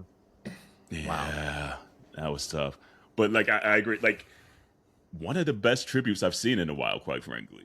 Like, Can we also talk about how I'm glad they made us go last because the way they started it, I said, "Ooh, oh, this is interesting," and I had 30 seconds because I got mad because I was like, because I didn't see no D'Angelo, I didn't see no Roberta, I didn't see no Angie, and my friends were like, "No, I didn't see it." And I was like, "Oh, so Ree was just not gonna sing about the niggas?" I thought we liked the single mom who works real hard. I said, "I know." Because we understand. What you mean? No. So then when they kept going and they went to different genres, I was like, honestly, I really like that. You're like, Yeah. oh, okay, I got it. Yeah. Yeah, no, they did it well. Like, I wish they would have found a way. I wish they found a way to sprinkle in an Angie Stone song in there. Like, I get it. Like, they only have so much time. I wish I didn't miss you or something. Yeah, something. Yeah. But Same I old love story back Layla again. Hathaway. Say it again. I said, oh, that was a lyric from Angie song. Sorry. Oh, I Same old story back Yeah. again. That.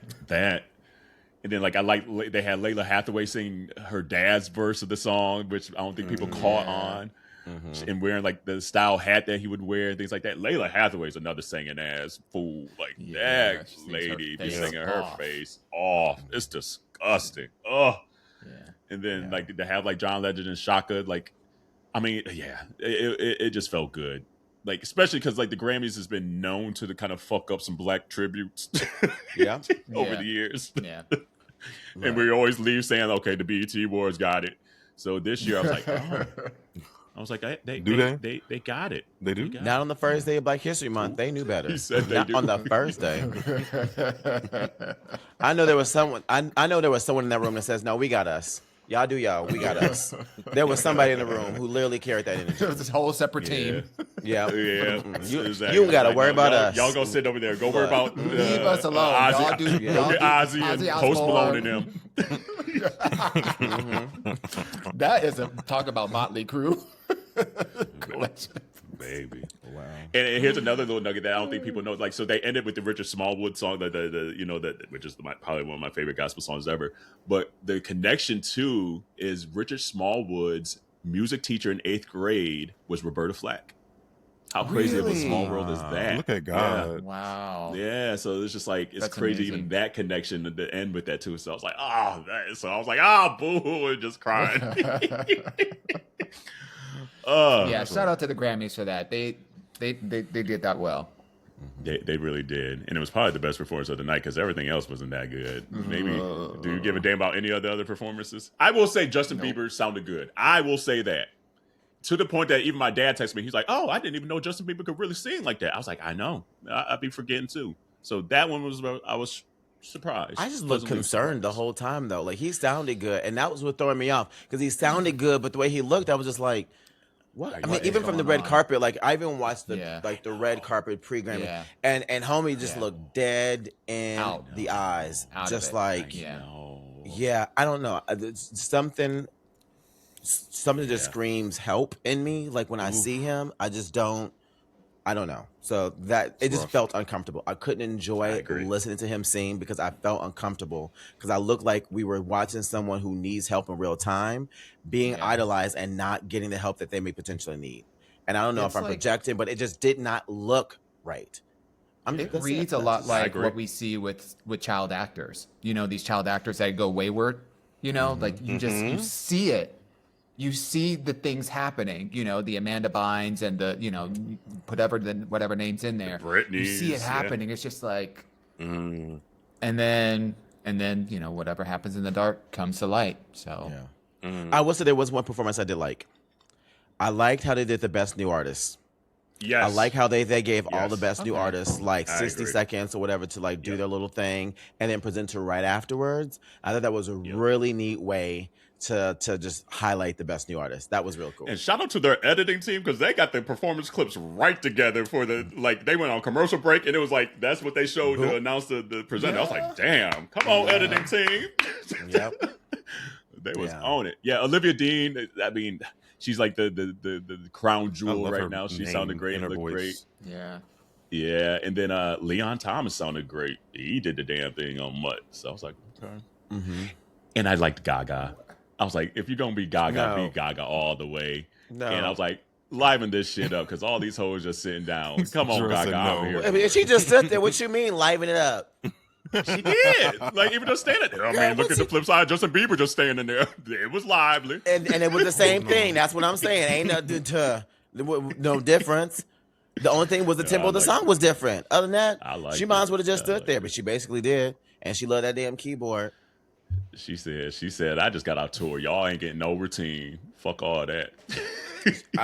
Which is crazy to me because she could have just copy paste. She literally just could have copy paste something. She said, my feet hurt. I ain't doing that routine. No more. No more. Yeah, well, it wasn't for me. Did they get it? Aunties, did they get it right? Do we give a damn that they got it right for Song of the Year, Record of the Year, and Album of the Year? So for I did not Album of the see- Year, Oh, go for it. Album of the Year, Bad Bunny. Absolutely, they got it right. Agreed. Yeah. 1,000. Benito deserved. Yeah. He looks so Did it. good. It was his year. Oh my god, baby. The way I looked at that man every time he came on camera, I was just like, oh my god, oh my god, In that Scaparelli suit. Oh, baby. I would Yes, sit man. and spin on that face. You remember those old school like this? Like, bitch, that's me. Just okay. The beautiful man. building your forearm muscles and sitting and spinning at the Baby. same time. I know that's Baby. right. I know that's right. Huh. Goddamn. Yeah, that's a good looking man. Ooh, ay, papi. And then let's see here, for Song of the Year, which is the shocker of the night for me, was Billie Eilish Wildflower. I mean, I wasn't shocked. She always love gets. them some Billie. They love her some Billie. They love some Billie. Billie. Yeah. They love Billie. Yeah. I forget. There was another song a couple years ago that I didn't think she was gonna win, and she ended up winning it too. Yeah. And I was just like, really? They love them some I like don't Billie, get but I it. was like, damn. I don't get it. But and also they complained. They complained last year because remember Billie didn't win last year. And they were like, well, why did Beyonce win? I'm just saying they wouldn't let Beyonce have her moment last year because they were talking about Billie. So I'm not surprised.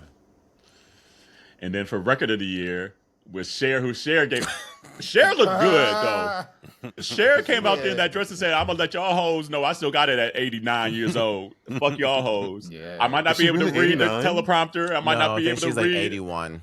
She might Yeah. not know what That's she not is. even that far off. Oh my She god. might think Luther Vandross is still not even Luther Vandross. Luther Grandros is still here, but that's all right. Leave Cher alone. She said, "I've been in this business for over 50 fucking years." I was like, "Talk that shit, Cher. Talk that shit." Yeah. Well, But, she even told us, they she's got- like, y'all can tell I wanted to get off the stage. Y'all can tell I was trying to leave. I guess. But gave it to SZA and Kendrick for Luther. I was like, okay, I'm not mad at it. Yeah, Like, I'm here for that for sure. Which I mean, shout out to Kendrick. I mean, now he is the most nominated Grammy artist, rapper. Rap now artist, he yeah. passed. 27 Grammys. He passed Jay-Z. yes, Jigga. Yeah, 27 Grammys. Oh. Good for him. Yeah. Yeah. Yeah. So, and then it's the last year that it's on CBS. It's the last year that Trevor Noah is hosting, which I enjoy Trevor Noah hosting it, quite frankly. So it'll be interesting what Yeah. they do and how they revamp it next You know year. who I would love to see host the Grammys? Tracy Ellis Ross.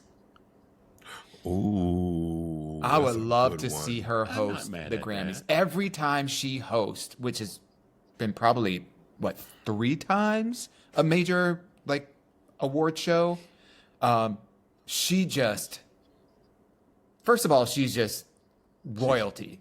You know, within the music community, within the celebrity community and whatnot, and everybody just loves her, and she just gives great dialogue, and she's got a lot of connections, and I would love to see her host the Grammys. I think she would do a phenomenal. You know the look's job. gonna be fire. So, But you know who it's gonna be though. But you know who it's gonna be. It's gonna be Keke Palmer though. It's gonna be Keke Palmer. She's the it girl right now. I can see that. And Myles scrunched his face up.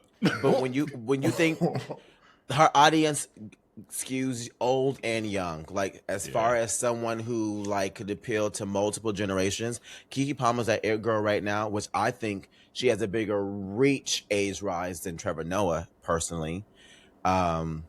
Yeah, I think it'd be What Keke you Palmer. I think thinking, she'd be Myles? good. She got the personations. She's funny. Yeah, I feel agree like with you, Keke Joel. I think Palmer she would is do really well. I think she could. I just don't want her to try too hard, if that makes any sense. And I feel like sometimes I see her in her Keke Palmer era, whether it's like doing the podcast or like doing a role, music, or like just being interviewed. Sometimes I feel like it's a little inauthentic, like she's forcing it. She's forcing the persona, and I kind of just want her to relax a little bit. If that makes any sense. Like I don't want to come down too hard on her. But the way Tracy Ellis Ross would do it in my mind would be so much more cool, refined, funny, but like relaxed and just kind of elevated. And Keke Palmer's comedic timing and bone is a little bit different. It's quirky. Sometimes I get it, like the gag is, or sorry to this man. Like those memeable moments. Sometimes I get them and I'm spot on and she's funny. She kind of reminds me of Whitney Houston a bit. And sometimes I'm just like, that was an interesting choice. Like, why'd you do that? Talented though. She's super talented. Do you think that Cardi B could be a good Absolutely not. host for the Grammys? Absolutely not. We got to understand you. No. Yeah. No. She was great on Drag Race. She can stay over there on Drag Race as a guest. You can say it. Okay. She was. I feel like did she host something? I feel like she hosted hosted an award SNL. show. No, she didn't host SNL. She was the guest performer. She was a She performer hosted some on there. award show. Didn't she? Not last Was week. it American Music Awards? I feel like she hosted something like I 2 think years you're ago. right. I think she did. You are right. She did. I want to say it was maybe the And American I think she Music actually did Awards. all right time. Like we couldn't understand her half the time, but that's part of the, I guess, the spoof of it all. Yeah, but I feel like the Grammys though is too. Grammys. It was the 2021 American Music Awards. Yeah. Look at that! Come on, yeah. brain. It still work every once in a while. But again, I don't think at the Grammys levels. Yeah, no. No. All right, Aunteas, do you give a damn about Cardi being on SNL though in her performances? Yes. Yes, Absolutely. Yeah. I'm Good so girl. mad that I'm not seeing her. I'm like, I'll be in PV when she's here in Seattle, and I'm so fucking mad, and I don't want to travel somewhere else to see her, but like, I have to.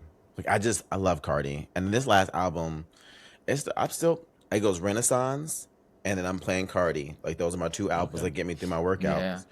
And I need to revisit her album. I listened to it, and there was definitely some cuts that I was like, yeah, I can put this in rotation. But I need to give it another listen.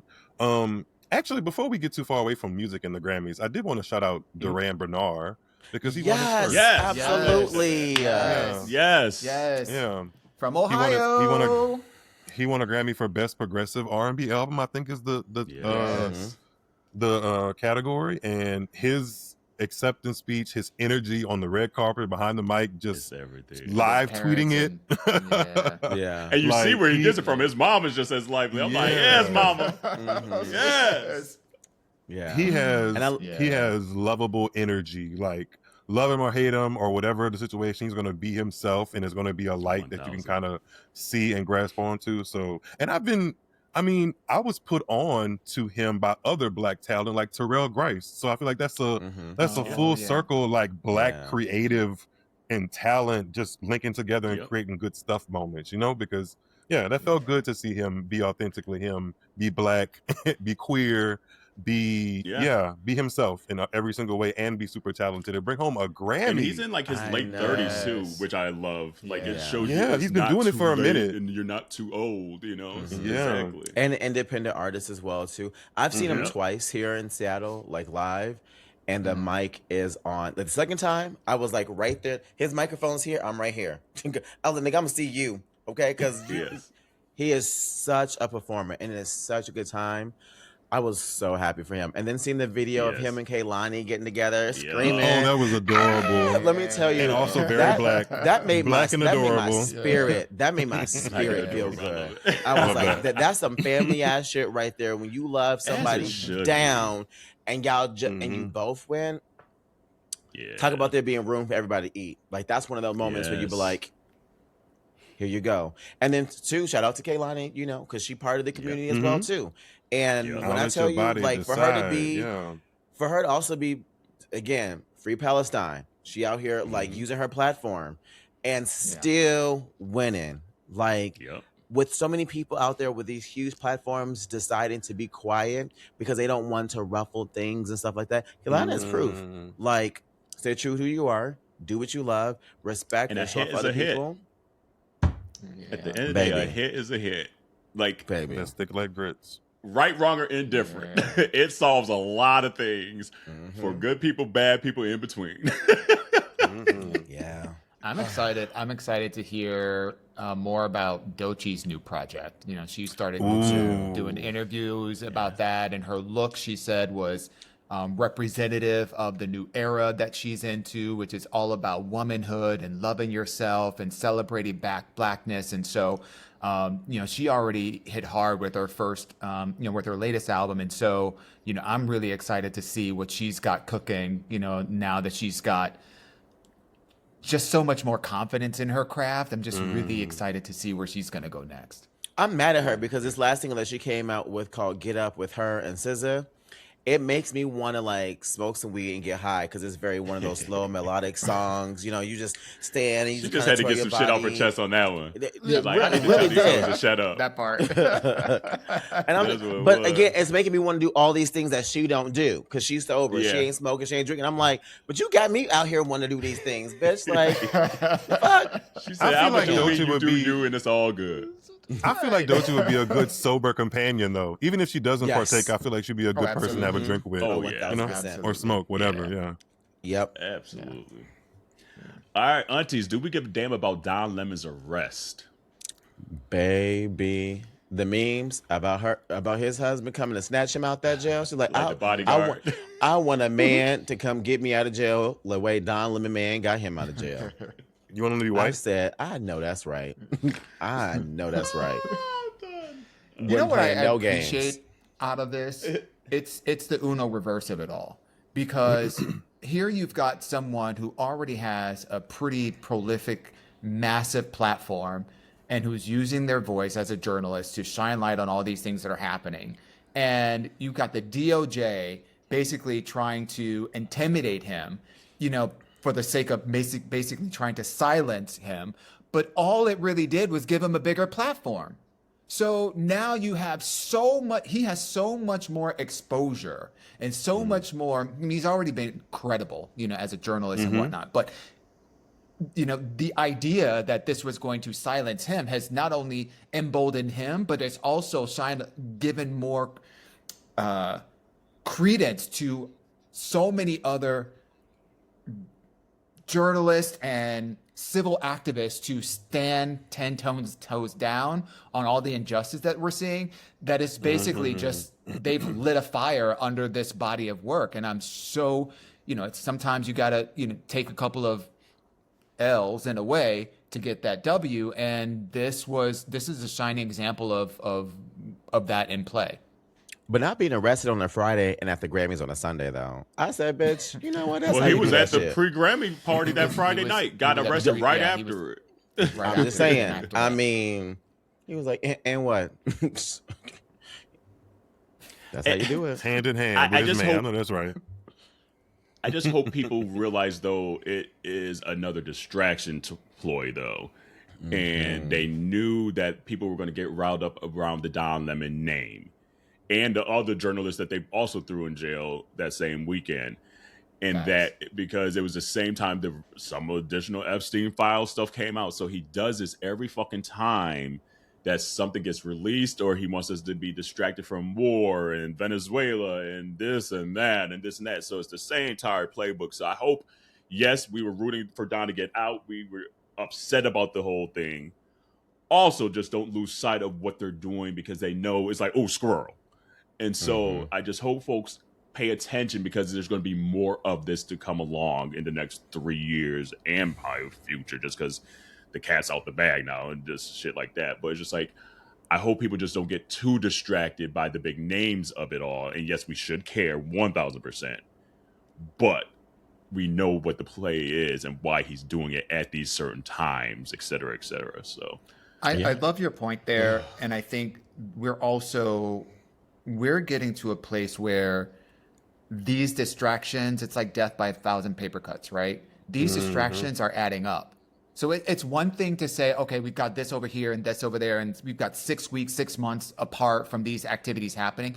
But there is a groundswell of anger that it's boiling because of all of these things that are intended to be distractions from all the other things that are happening. But at a certain point, these distractions become the main thing that actually motivates people into the action that we need for significant change. So my hope is that we're starting to see the tipping point of all of these things that are supposed to be distractions turning into the motivations for what people need in order to start really rising up against the political injustices, the social injustices, the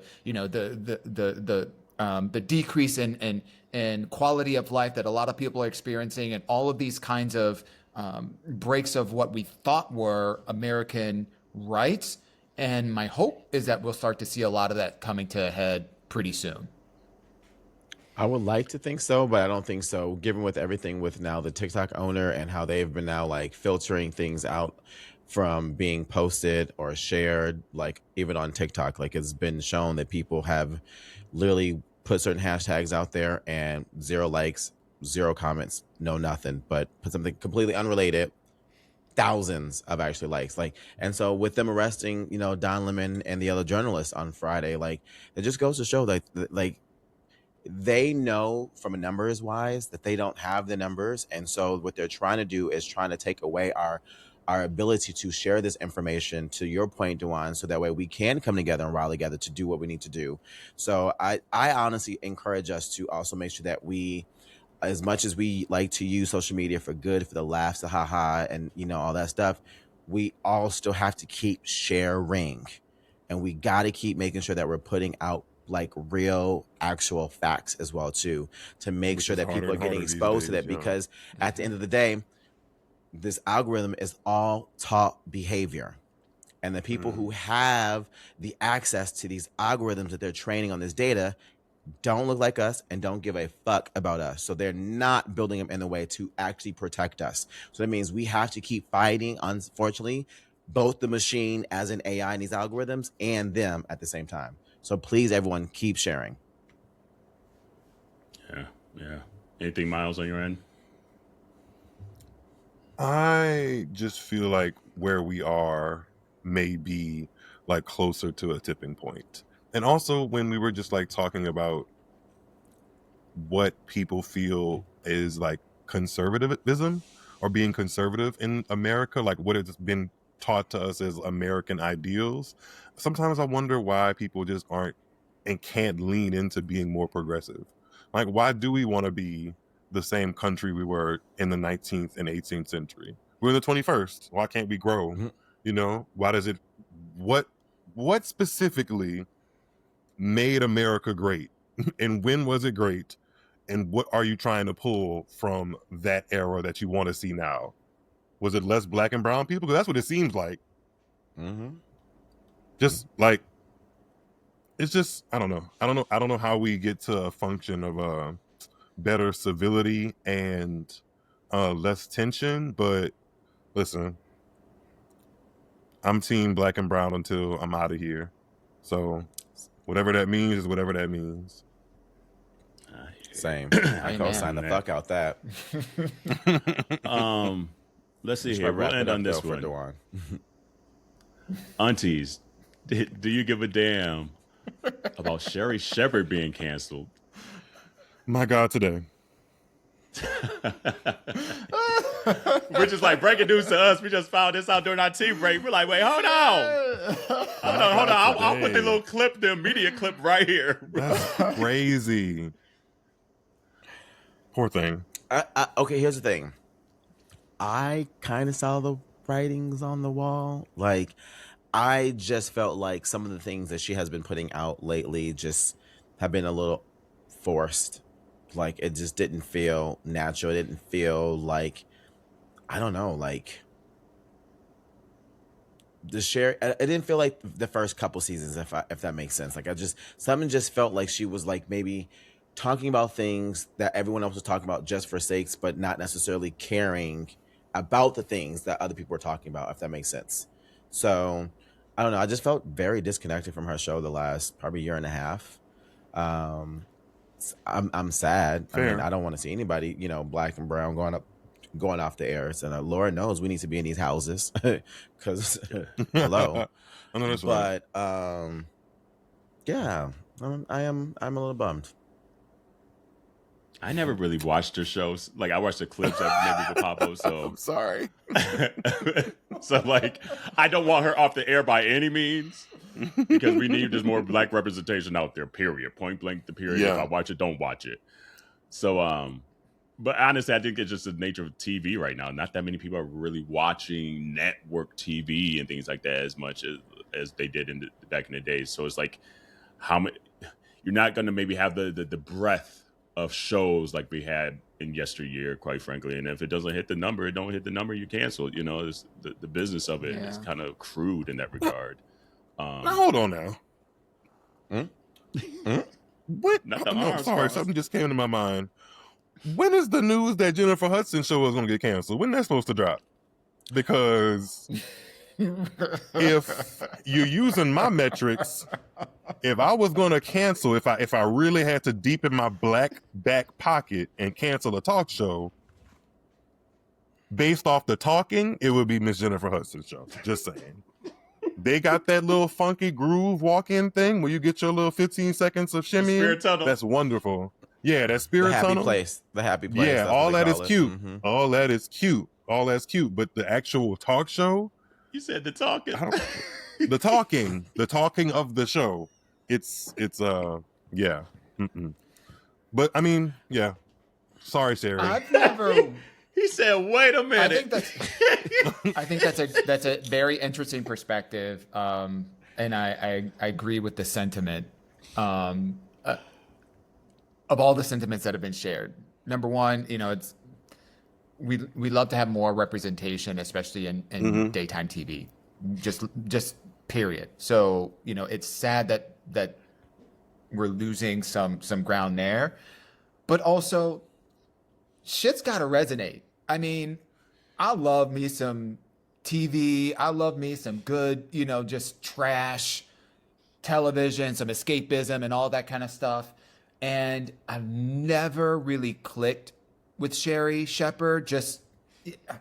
I don't know if it's because, first of all, I haven't spent a lot of time thinking about it. And so I apologize to the community. Again, this is hot off the presses, so I'm processing in the moment. But I have not really given Sherri that much thought because I've never really clicked with her. I've never really have been interested in watching her version of when she hosted Wendy's show, when Wendy was out, and then parlayed that into, taking that time slot, which, kudos for her for, getting that bag and progressing in her career. I love that, but I never watched it.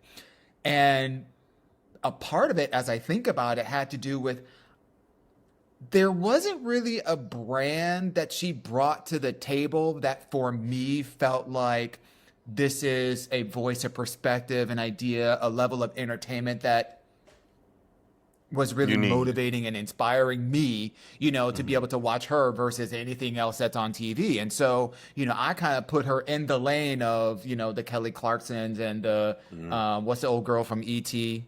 With the blonde hair that be hugging on everybody? Oh, Drew Barrymore. Drew. Thank you. Why my brain? I was thinking Entertainment Tonight. I'm like, Entertainment Tonight, But, Blonde like- Girl. Hold on, Mary Hart. Oh wait, E.T. the movie. Sorry. I called it For the old heads Utopia and the new moment. heads, but anyway, like she just for me, I've never really clicked on her and have never really like been that interested. And I've actually been to her show. I've never watched it on TV, but I've actually been to her show. And even after going to the show, now the show that we did go, she had Big Frida on, so I was really excited about that. But about Sherri and about her, it's so. My hope, as y'all heard in the clip, is that maybe there's some making some room for bringing somebody back. Potentially, doing? I don't know that it'll happen, but but I gotta find we'll it see. first. We'll see. We'll see. I mean, that would be my hope. That was her she still studio. That lost was her her out. time slot. We've got they have the same a lot of the same producers and a lot of the folks that worked on that on her show working on Sherri. So my hope is that there are some things that are in the works and they're just clearing the space so that we can bring back some some really good TV. But Give shout Norman out the to show. Sherri, I hope. Where Norman at? Shout out to We gonna have to- I'm shout gonna out to reach out to Sherri Norman. and her next adventure. I Yeah, know for a lot I of people, she doesn't really have like a specific lane, but if she has more time on her hands, this is a great tie-in to what we've been talking about. Actually, I thought she was really good in like a semi-small role in Beauty Shop. Remember when she was the lady that was like Yeah. pregnant, and she said she was pregnant with little baby Venus and Serena? I thought that was cute. Sorry, the tennis nerd in me loves any mention of tennis and Venus and Serena. Tied back together. I love it. But I love but it. in general, she's a good, funny sidekick. She should keep doing that. Like if she plays a funny sidekick or something, that is her lane. Or maybe in an ensemble cast of a talk show. Not Yeah. sure if you can go Yeah, back like to She that needs or someone slide to back play into off that. of. Yeah. Yeah, because by herself, she did a lot of the same stuff. It's so funny how, girl. It's so funny how, like, I'm just like her introductory to conversation was a little repetitive and not just naturally inquisitive and engaging like Wendy Williams. Wendy really wouldn't start an interview outside of like the shoe cam. She wouldn't start an interview the same way every time, and Sherri kind of did. What I gleaned from the one time that I was at her show, which is the only time I've seen it, is that See, it seems very produced and not driven from her perspective. I think what we've seen with a lot of other people that have been successful in talk shows is that yes, there is a high production value in terms of certain segments and things like that, but there is a point of view that seems to come from the host of that show as so that the kinds of segments and production they want to see more of. This feels more like, let's just throw a lot of spaghetti on the wall and see what sticks with this audience, with this host, with this format. And, there was a lot of spaghetti falling on the floor. I think what happened for her is just like, since it was taken over from Wendy, she thought maybe to bridge some of that audience was to kind of be this hybrid of what Wendy was and then trying to incorporate her. I almost wish that she kind of completely stripped the show down when she got it and made it what she really wanted and not worry about having to be Wendy light, quite frankly. And I think it's just finally caught up to her that like she got stuck in this pattern. And I think that's what's coming across now. We're feeling that it's just like it's not completely her. And it's honestly, I don't think it's the type of show she would have probably done if it was from ground zero versus I took over something and kind of, repainted the walls and things like that. And here we are 3-4 years later, and she's like, I don't really care about that, but that's what they kind of want, and I'm kind of stuck. So I could see her. I think it was the working more in comedic. I think it was more the comedic timing of it all, though. I don't think, to me, I don't feel like she was trying to replace or trying to carry the torch from Wendy, who everything about the Wendy show just wrote itself. Like it just it was just magic. Like it all just worked, right?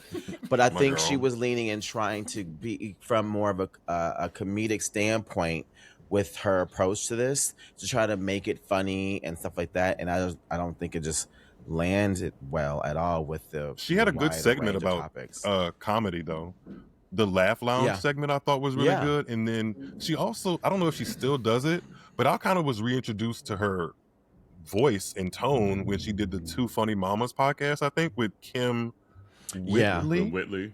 Mm-hmm. She needs to, on that Laugh Lounge segment, she would bring on like maybe like bubbling comedians, or really even like, you know, substantial comedians, and kind of like talk about how they got to where they are. She should explore the lane of like being a funny mom / actress. Yeah. You know? Yeah. I could see her also being the host of a game show. I think she would be hilarious as a ghost of a host of a game show. Any kind, it could be, you know, Family Give it a Feud, $1 million pyramid or whatever. You know, right? Like it could be any one of these. It could be tic tac toe, but I think that she would bring such light and levity to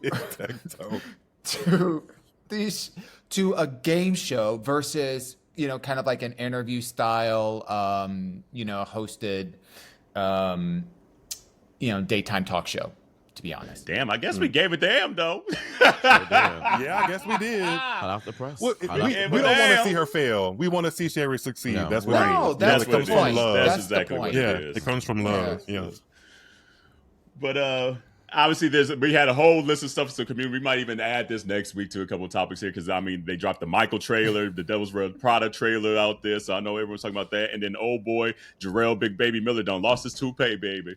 Baby. Talk about getting your wig pushed back. Literally, Gone. Look, hang it up. these And I'm talking about the toupee. these boys, I love it for these boys that are out there that are getting their man wigs They're on, their units. toupees or whatever. Yes. I love it. I They're think it's a pieces. great option, and you know it's Right. lovely. But also, you just got to be aware of the situations that you're in, because those things are temporary for a reason. So, It just show how hard that nigga hit him. baby. that's what It's either that or look like Rafael Nadal, and that's. I mean, at that point, I'd rather look like Rafael Nadal than on live TV Honey. get my wig pushed back all the way back like that. all the way back. I mean, he took it. Look, At least- because I was watching live, and he took it with a chin, like he was like laughing about it, but can't nobody take the rest of the match like serious, because The rest of everyone his was life, just, serious. it was Like just that's a meme for the too rest of his life. funny. Baby, Man. if he got kids in high school, that kid is gonna get roasted forever. Like, how you gonna talk and your daddy can't even keep his hair on? Like, I mean, it just the jokes write themselves. But They I write was glad to literally. see it. I was glad to see it. It was cute. And then quickly, Miles, one last question here. Like, you're in the sports world. Are you watching the Olympics? When they come on in LA in 2028.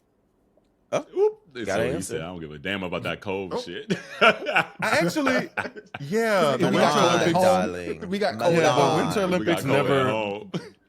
The Winter Olympics never really connected with me. Or we're just talking about like what's got to stick. It never really stuck with me. Yeah. I actually was on a date not that long ago, and they just happened to have some like snow, not a board, but it was like a snow vehicle, like flipping competition. And I was like, what are they doing? And how do you practice flipping your snow vehicle 2 and 3 times in the air? How does that work? That's No. interesting. But I guess skiing looks fun. I just couldn't do it. But yeah, it's sorry, Olympics. They- Holla at me they in need LA. something. You said Look, it's a no for me, dog. They need something to keep the blacks out. Yeah, give me the track and field. Give me the hurdles, because that. Well, I will be rooting for everyone Same. black inside Same. the Winter Speed, Olympics. like the speed I track, speed you know, skating. all Forget that. her name. I Skating. forget her name because she Mhm. did make it last She year, won but the then gold last one time. girl gave her a spot up, and she ended up winning gold Yes. at the last Oh, Olympics. that story made me boo. Yeah, every single time. There's a like- black speed racer in like. Oh, girl, let me whole tell you, Olympics. last She's like Olympics, number one in the world. she was number 1 in the world, and then she messed up in the qualifications, got DQ'd. But Where then is she from? one of the girls, I'm Hold on, not I'll sure. tell you here. But Aaron Jackson. One, There we Aaron go. Jackson, yep. Oh, And that's then black. one of the girls from the Yeah, team yeah. gave up her spot so she could go to the Olympics, and then she ended up So winning that was the gold at last the Olympics. time. Yeah. That So was the this last time Olympics. she Yeah. qualified this time. But yeah, Yeah. Aaron Jackson. She's 33. And I she don't know eating where them she's up from. too, baby. She eating them Yeah, up. baby. Look, Where are the be having, Olympics? I mean, box- if you think about it, She'd be having and like you- box braids, micro braids. but if you and think about it, everything. it's So track. black. It is track though, but on the rink. It's literally it's Yeah. it's the blackest Yeah. ass motherfucking sport. in a way. Yeah, You're right. Yeah. It's track and Yeah, field. because she came but from on ice. inline skating and kind of went to the ice skating. So yeah, so I'll be watching her. Yeah, Wait, you where are the I'll Olympics watch being her. held Yeah, at? And I used to Milan. love I'm figure learning. skating growing up. Yeah. Oh, Yeah, Milan. Milan. hold on now. Yes, exactly. Well, Miles, let the community know once again where they can find you, all the socials, and all that good stuff. Before I do that, I have to thank you guys for having me on again. I enjoy course. stirring up the tea and sharing conversation with you guys. It just feels cool, and I am grateful to like sharing the platform. So yeah, I appreciate it. Anytime. We told you last time. You can come back anytime. Sure like is. We got 3 more Give us a majors this call. year. Tiptoe, Right. I'll tiptoe into the building. I'll tiptoe into it. If I didn't piss you off by anything I said during this episode, you can follow me at Tuned Into Tennis across all socials. I'm Myles David. You can type that in the word tennis. You might see my face with a beard and a cap. Or maybe I'm bald that day because I am bald under this, but sometimes I don't shave and you get a cap. And I'm also a contributing writer for Serve on SI. Again, Google my name and you'll see some of my latest articles. So yeah, subscribe to the Tuned Into Tennis Google me, podcast baby. and YouTube channel. We're growing. Come get your tennis fix and tune in with me. And he's literally part of the crop of just like, I love seeing a lot of just like melanated folks speaking up and out about tennis. Like, it's dope and refreshing to see it because like being a fan for the last 20, 30 years damn near of my life, it was few and far between. honestly, So- it's just me and my Non-existent grandma. when I Hence why started. Right. me and my grandma. Hence why I went to fucking Wimbledon last year. Like that's all I knew. That's all I talked to as far as black That's folks in it. tennis. So like, what you doing and making that space for us to know that like we in tennis, we like tennis. You know, like Mhm. we can do all these things. I'm just like, absolutely. So. I appreciate that. Let's see who be in the comments after this episode like last time. I love that. Child. We get the people moving. Apparently, they get to moving and shaking when we start talking. Provocative. They said, don't talk about these fine men's and Althea Gibson. My bad. My bad. Yikes. We can't have our own opinions. But if you do have opinions in Welcome. tennis, feel free to contact me. I love the conversation. So yeah, my lines are always open. Absolutely. Well, communities, gave you an extra long episode. We haven't done an extra long episode in a minute. 2-hour hopefully you episode. enjoyed We it. ran it. Damn. And stay safe out there. Stay warm out there. Wash your hands, your legs, and your ass. And see you next week. Bye. Bye, everybody.